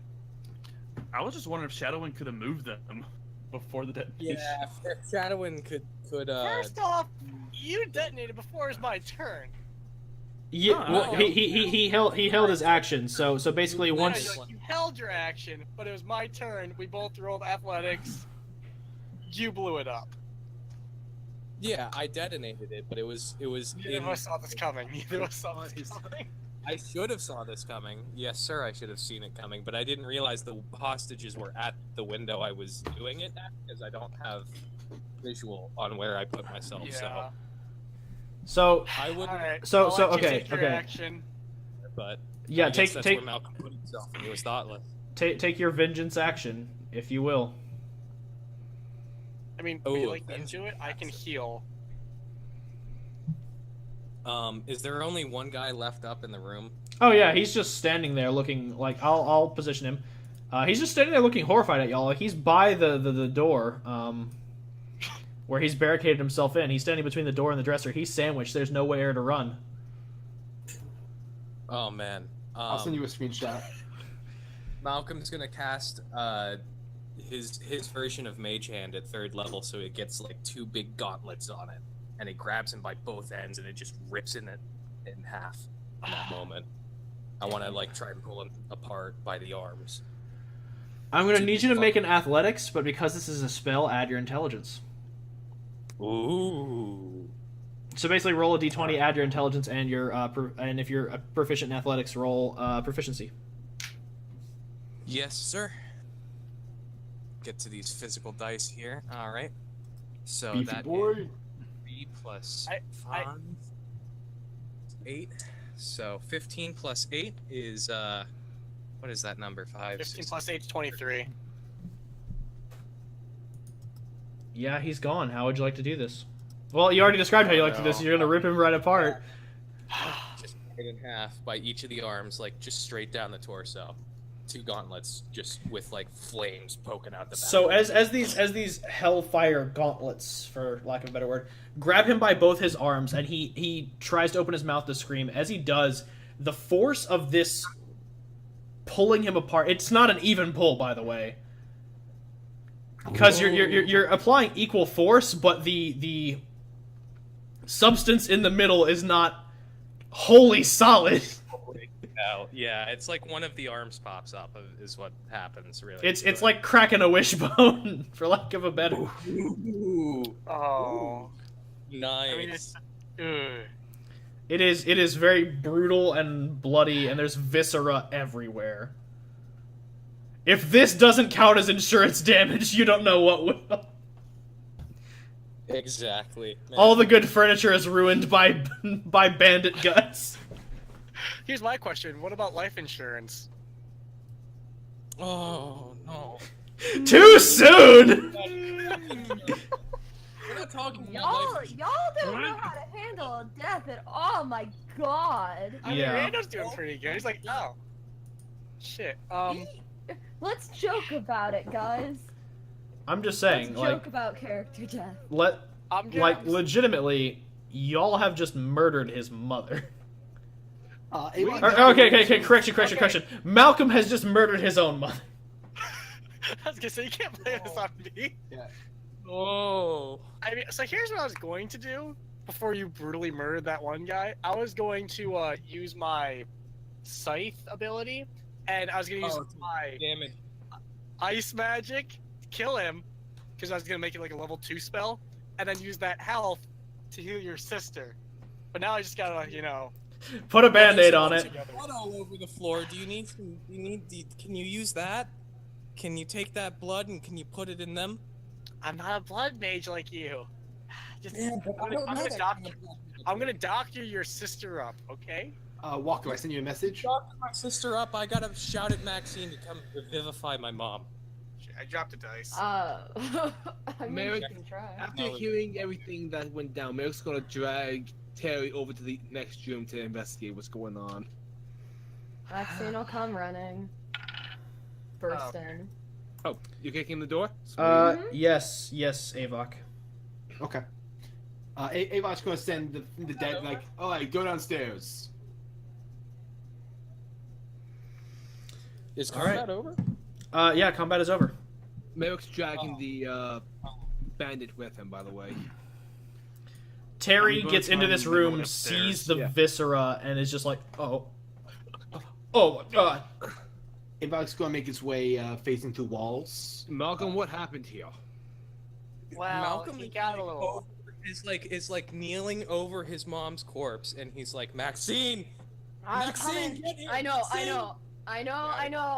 And she's gonna run over and she's going to like pick up Malcolm's mom and attempt to breathe any form of life she can into her. Okay, let me take shit, a look real quick. Maxine, they got my mom. They got my mom, Maxine. Oh fuck. What the hell happened in here? I'm just gonna like look at him. Hold on. I'm squinting at you. Hold on, I know hold what on, happened. hold I know on, what happened. hold on. Wait. I'm guys, seriously. Thank you. Revivify is a Right. 3rd level spell. You're a 7th level paladin. You don't learn 3rd level till 9th. Oh no! Fuck! There is Can I nothing. channel divinity? No. Nope. Oh shit! Oh, I thought you would have known that by now. No. No. Maxine's just gonna look at. Nerix would. My type magics at all? She's just gonna look at Malcolm helpless. There's nothing I can do from this point. He's gonna start shouting for Thomas then, because he knows he's a priest of Lathander. He goes, Thomas! Thomas, get over here! He came along. He's staring horrified and awestruck at the scene of this room. Thomas, go get one of the higher priests. Go get somebody. We gotta get mom. There's only a minute. He's frozen. Oh shit! Damn it. Damn. He's Bacon. frozen in absolute fear. Would me bestowing the enchantment of the Armor of Hunted Fortitude help at all? In She's this dead. situation? She's nothing Yeah. against saving throws. She's already dead. Okay. Brenda, you called out Shalwyn, right? Yes, I did. I called bacon. Malcolm is like seriously like fighting back tears, and he's like trying to stand and tell people what to do, but he's really kind of hopeless in this moment. He goes, "Oh fuck! Somebody just Rando. call it in. Maybe Malcolm. watch you can do something. Get Rando. get somebody." Yes. Yeah. What are you? Malcolm, One second. Rando. Okay. Yeah. You've called Shadowin. What are you doing? Yes. I am going to ask Shadowin to take 10 years of my life and transfer it into his mom's soul. Holy shit! Rando. Yeah? I need you to make a Constitution saving throw. Oh no! Wait. Can you grab her from someone else? Does it have to be from him? Can I use enhance ability? I need you to make a Constitution saving throw. If he is looking to borrow from anyone else, he needs to specify that after he's made his 17, roll. boy! Rando. After he's made his roll. Rando, Rando. 17, boy. 17. Yeah, I heard like 3 times. As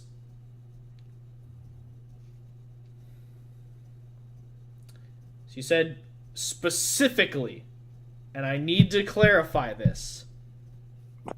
Take 10 years of my life and put it into her soul. Specify. Yeah, have her soul go back to Specify body who so that she you can live giving- for 10 years. Specify the mom. Yeah, I think is a thing. No, I asked. Oh. Okay. Okay. Rando.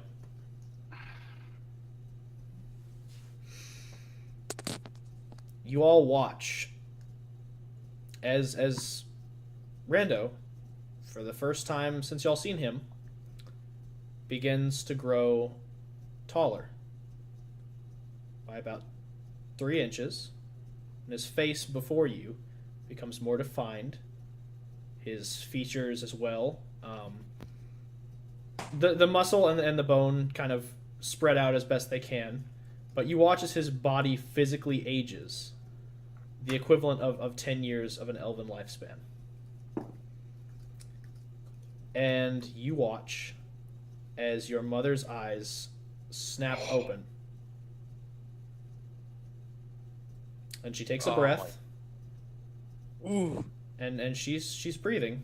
She's conscious. Ooh. Oh. Ah. Damn. Mrs. Blackmore, are you... I have like 80 questions, but that's besides the point. Can I attempt to lay on hands now? Sure. You lay on hands and you begin to heal her. Mm-hmm. It doesn't take much to get her back to full health. Here's my question. How old now is Rando? You're 69. Nice. Fucking god Second. damn it. We were I'm all sorry. fighting You it. all get to meme about as Malcolm's mother gets murdered. When he turns 69, I'm allowed to say nice. No, I wasn't saying god damn it about you saying it. I was saying it about him chuckling. Square up. So you lay on hands and you heal Malcolm's mother. We should break up the goal too. Maybe And- move her into a different room. And Shadowin whispers to you, Rando. And I'm gonna private message you what he says. Alright, alright. Maxine, maybe you should also heal the sister. I'm on it. I already healed her. Oh, you did? My bad. I can That heal was her my full. 15 medicine. I Oh, can wow. hear it. That's what that was for. My bad. Grace, mirror. 1 second, I'm typing this up. Yeah, I know. I'm just saying for roleplay purposes. As soon as they're good, I think we should just send them all downstairs. We need to talk.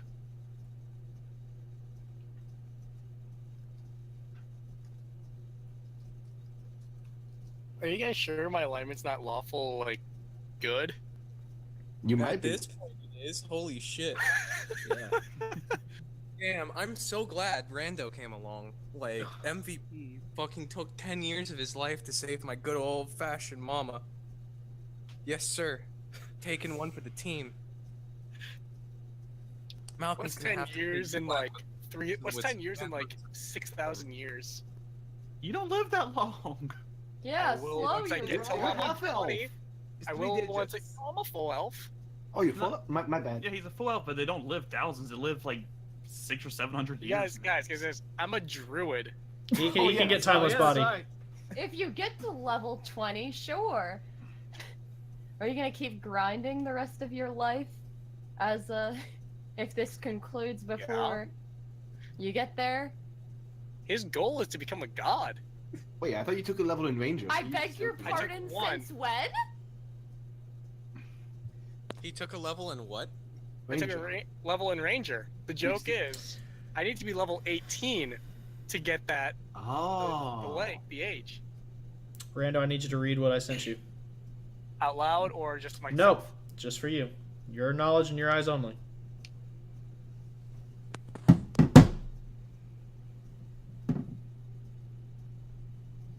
Let me know when the dam is appropriate.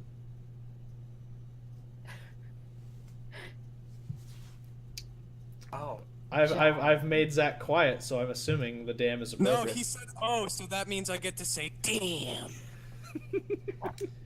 Oh. If everything's sorted Oh. out, I think we should send the family downstairs. We need to have a quick conversation. Yeah. Sounds Yeah. good. Should. Grace, Uh, Mrs. Blackmore. As soon as they all, the three of them leave the room, Avok is going to slam the door shut and point an Eldritch Blast at Malcolm. Here we go again. Give me a Malcolm, fucking reason. Is he gonna get hit nice and good? Let's find out. Go ahead and roll. Christ's Right. sake. No, I'm just priming it at you. Oh, Use back to this magic. again, are we? Malcolm, Maxine's gonna summon Thorn. You want to do that? The fuck are you doing? He planned this. I was in the head of their captain. He said Oh, you- that Malcolm planned this. They were paid off by you. Oh, so you found out about that early then. All right. Well, that's why we gathered the family here. You killed your mother. That was a mistake, and we fixed that. Oh, You it's a killed mistake. your Man mother. undoes everything. For God's sake, let him freaking explain himself for 5 seconds. Explain why he sent a bandit after his family, Maxine. I don't know. It's Malcolm. So that I mean, that You're taking shit. Yeah, that is And all it's doing just that shit. it's just Malcolm. Do you think I'm the That's not Malcolm an babysitter? end-all excuse. Look, I don't have any problems with us beating him up afterwards, but let the guy speak first. Oh, I'm going to drop Eldritch You Blast. want my Why? big dumb evil plan or not? Yeah. All right. Explain it. What was the plan? Okay, so the big dumb evil plan is I just got the house done under the new Platinum Watch insurance I got as part of being in my position, and it was a lot better than my dad's insurance, so I needed an excuse to make a claim. And I'll tell you what, nothing impresses the family more than a little bit of the team doing something useful for the house. I'm And if Insight. they could have killed my dad, but I was unlucky and I killed my mom. So, Malcolm. win some, you lose some, but every good news is my mom's alive. Malcolm. So that's Wouldn't really that- Maxine, Hold on. Wouldn't that He's have- still talking. Wouldn't there have been something to clue us in on at the very least? No, because on all of our reports, none of you know that, and you weren't gonna know any of that. But now that you do, I guess you're in on me with it. So I'm gonna give you guys a cut of the insurance payment as part of keeping you guys quiet. I Maxine don't punches want. him in the stomach. I have don't one want- question. Hold on. Okay. I can't believe I'm going to say this. We're going to be doing social initiative for this bit. Yeah. Social initiative. I Yes. swear to God. Do we Okay. still add Dex? No, this is how I'm doing this. So, Avok was the first to react. Avok is first in the social initiative. Followed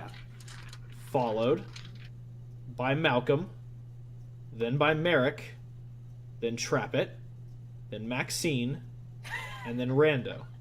Because Rando has sat quietly and has only like interjected a few times. So at this point, we're at the point where Malcolm is finished explaining. So Merrick goes next, then Trappet, then Maxine can punch him. Great. So Merrick. Okay. I don't want any of the insurance money, Malcolm. Just Good. you just killed your mom. Just because she was brought back doesn't absolve you of that. No, it doesn't. And I'm gonna have to look at her face, looking at mine, as I see that shrapnel go in every time I go to sleep for the next couple of years. Good. And Merrick's just gonna shake his head and just drag this guy downstairs. Like, this guy will be going to jail for accepting your contract. Actually, I'd prefer if you slit his throat for me. I'd rather not try and No. wrestle. Yeah. hands and kill him myself, but none of those. I'm not going to do your dirty work. If you'd like, you can drop him, and I'll do it for you then. I'm trying real Look, hard. I can't have any witnesses. They're gonna track it back to me if that's the case. So we need to kill that man. Merrick leaves with the guy. All right, Trap It, you're up. Ooh, Malcolm's gonna remember that action. Butterfly Trap- emoticon. Trapit looks from Merrick as he walks off back to Malcolm. You know, your mother's not the only face you had to think of. Trapit points to Rando. Your little stunt just cost the boy an entire decade of living. And by the way, that means now your mother has a shelf life. She has 1 decade, if none of your other pranks befall her, to potentially live out a happy life. Oh, her days were numbered far shorter than that before this, so I think maybe I've improved her chances of living. All things considered. Your little prank has cost a lot today.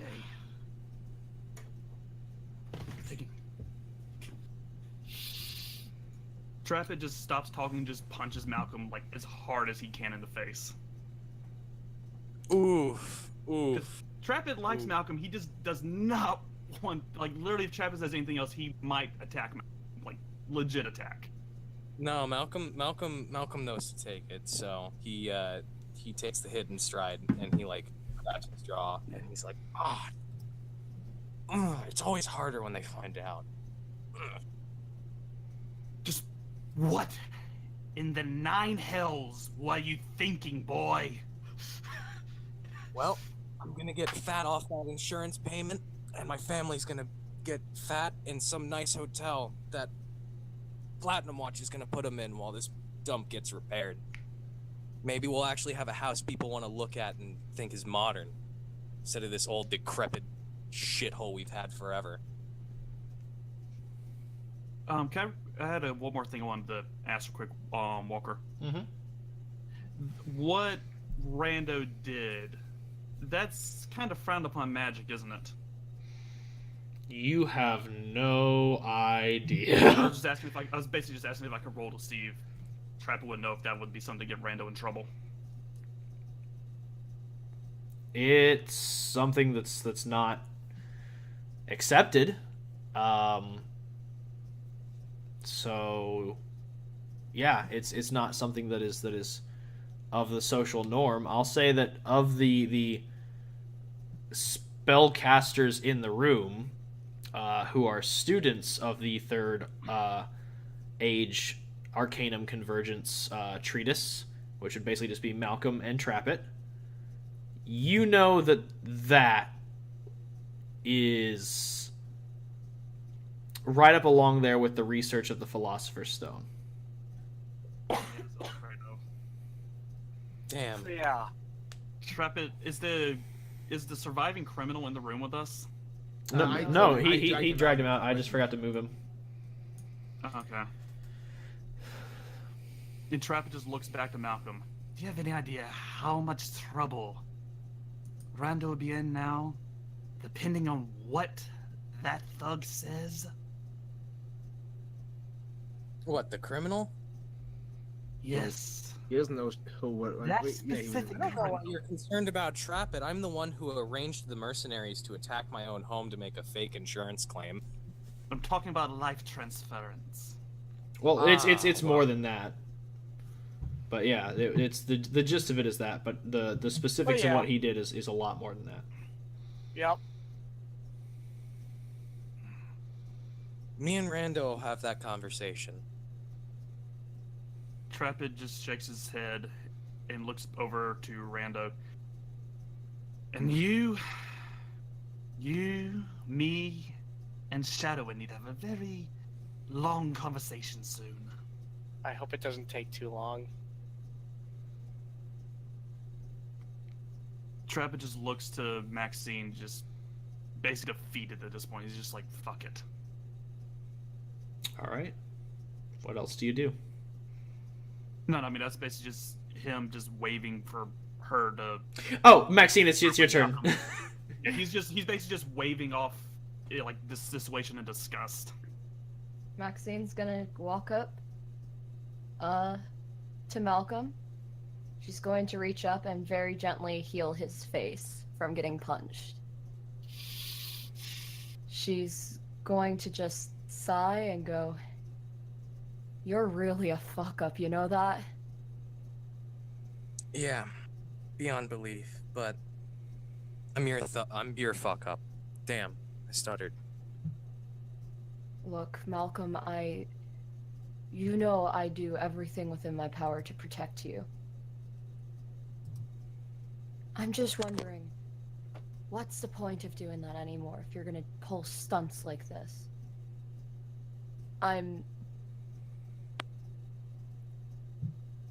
For once, I don't have words for you. I'm gonna go help Merrick. Turns. She's gonna go to the door, turn to Malcolm, and her eyes are just, for the first time, it's like looking into the window of her heart and soul, and you can almost see how painful it is, and how it just feels like breaking to her to walk out of that room. Oh, Malcolm, that hurt Malcolm more than seeing his mother die. That's the really rough part about Malcolm, is that moment hurt him more than seeing his mother die. And He looks completely fucking defeated as he like tries to lift an arm and say something, but he can't. He can't like he can't bring himself to words. And as you walk out, like you just like everybody else sees him in the room, he stumbles forward a little bit. it's he, Rando next, actually. damn. So And just look at like Malcolm's just like staring down at his feet, frozen. Rando, you're up in social initiative. What's up? Brandon's gonna look at him. Not gonna say a thing. He's just gonna walk over, make sure his sister's okay. She already left the room. She was She's healed. already gone? Yeah, She's already gone? Okay. His mother was healed. His sister was healed. They were all taken out of the room. He's going to bring out his thorn whip. Okay. He's gonna turn to Malcolm. You did this. He's going to latch onto part of the building with his thorn whip, and he's gonna jump down out from the broken window. Just gonna Spider-Man away. Yep. Sorry. I had to. This got even for me. This got really heavy. So. Damn. I love how the after character death is worse than the character death. Yeah. I needed that. I'm pretty sure that's why we were making jokes, because we knew this was coming. So it's just Rapid and Malcolm left in the room. Avok's there too. I could have done so much worse. The moment the door closes, Maxine's like against the wall outside of the room, crying. So, Damn. if I hear shit going on, No, Travis not going to attack him or anything. no, I know. Still gonna roll perception Is it- on what's said. So Is it back to Avok? it's back to Avok. I just want to roll, first of all, I just want to roll insight to see if he was telling the truth about his plan. It's. I mean, John can answer it depending on what you roll. I mean, It was all pretty much like. Is it? Yeah, I'll. Yeah, I mean, DM. I'll speak to this. You don't know the depth of Malcolm's villainy, so you don't know like the exact details of how he organized it, but you don't think that it's any more complicated than he sold it as. There might be something more to it, but you wouldn't know the motive at that point. He just wanted to know if you were genuine, or if you were just making something up as. Well, He was- mean, Malcolm. I mean, like the way you know the nobles interact in the Platinum City, there is some complicated, heavy politics that goes on between families like that. Where, yeah, one of the family members just decides, "Hey, I'm gonna have a bunch of assassins come over and scare the shit out of my family to assert my dominance," because that's how they fucking did it back then in the Game of Thrones times and shit. Damn. So, That was Malcolm. That was his thought process. He just wanted to make himself look cooler and badder by killing a bunch of weak dudes in front of his family. And it fucked up and he killed his mom. And now he looks really fucking defeated. All right. Just going to remind you, I was betrayed by my team's Arcanist. Can I you repeat want to that? trust. I didn't hear you. I was betrayed by my team's Arcanist. I want to trust this team. I want to trust you. But now you've made it impossible for me to do that. And he's just going to just Floor float phase? through- Yeah, floor phase. Like, fuck this shit, I'm out. Fuck this shit, I'm out. No thanks. No, he's going to walk through the door and just inadvertently walk through Maxine, not realizing she's there. Like, oh shit. Sorry. Well, I mean, Ava just- he faced through the floor, not through the door. No, I decided to walk through the door instead. Oh, okay. And seeing Maxine, that he's just going to try and put like a hand on her shoulder to comfort as much as he can. I don't know what to do. I don't know how I can help him. And that's where we'll leave it. Yeah? That's my question actually was about to be, do y'all want to continue? Rapid did have nothing to say to Malcolm. Fucking heavy spot to leave it on. And I know we would be stopping off a little early to leave it there, but come on. Ain't that just a dandy fucking little spot to hang it Isn't on? that a I'm not gonna lie. Feel good moment of the year. Malcolm's sitting there looking at the moonlight out from the hole in the fucking window. Dropping these, so like thinking I'm a monster. so What have I done? so here's the option I'm going to present. We can end it here, and I can wrap it up in a nice little bow, or we can call this an intermission and continue. It is up to the players what you all want to do. How much longer would we be going? I think that question raises end it here. No, I mean, I can go for a little while longer if everyone else can. I was going to do like maybe an hour and a half. I was gonna say hour and a half is probably good. I'm gonna agree with Brett that this is a really good stopping off. Like as much as I would love to continue, it's kind of like you It's get to very- that climax and you need that moment. You know what I mean? Let Okay. it sink Like- in for a couple weeks. Okay. Yeah. So as the plan to destabilize the Blackmore household in order to receive money, and as well as to assert some degree of control, has utterly failed. And now the walls have come down and the soul of a mage has been laid bare to those around him. The true depth of depravity that one would go to in order to sell assurances on themselves as well as ensure their own pockets are lined with the gold that lay on the blood of their family. They have been revealed, and as the moonlight cascades across the form of Malcolm Blackmore, it not only sheds light on his form, but on his motive, and on his true drives, and how far he would go for such a simple thing as coin. And as the party spreads out, as Avok and Maxine rest outside the door of this room where a horrid event has taken place, and Trappett... I'm assuming Trappett left the room at some point, or is he just... No, he's still in there with Malcolm. As Trappett, one who has seen the depths of villainy that men will go to, stands vigil against this one individual. Merrick, you escort the lone survivor, as it were, down the stairs to face the justice he is so due, while Rando treads the gardens of the Blackmore estate, pondering the deal he has just made. And that's where we're going to end it. Oh. Ooh. Thank you all for showing up for the revamp of Platinum Watch now on Twitch. I hope you've enjoyed this fucking heavy ass session. Thank you all so much for tuning in. It really means a lot. I'm trying to bring it over to here from YouTube because, quite frankly, YouTube's just not been treating me right on terms of streams, and I have not noticed a single interruption in this stream whatsoever. So that is phenomenal. There's probably in the Twitch chat a lot about the interruptions.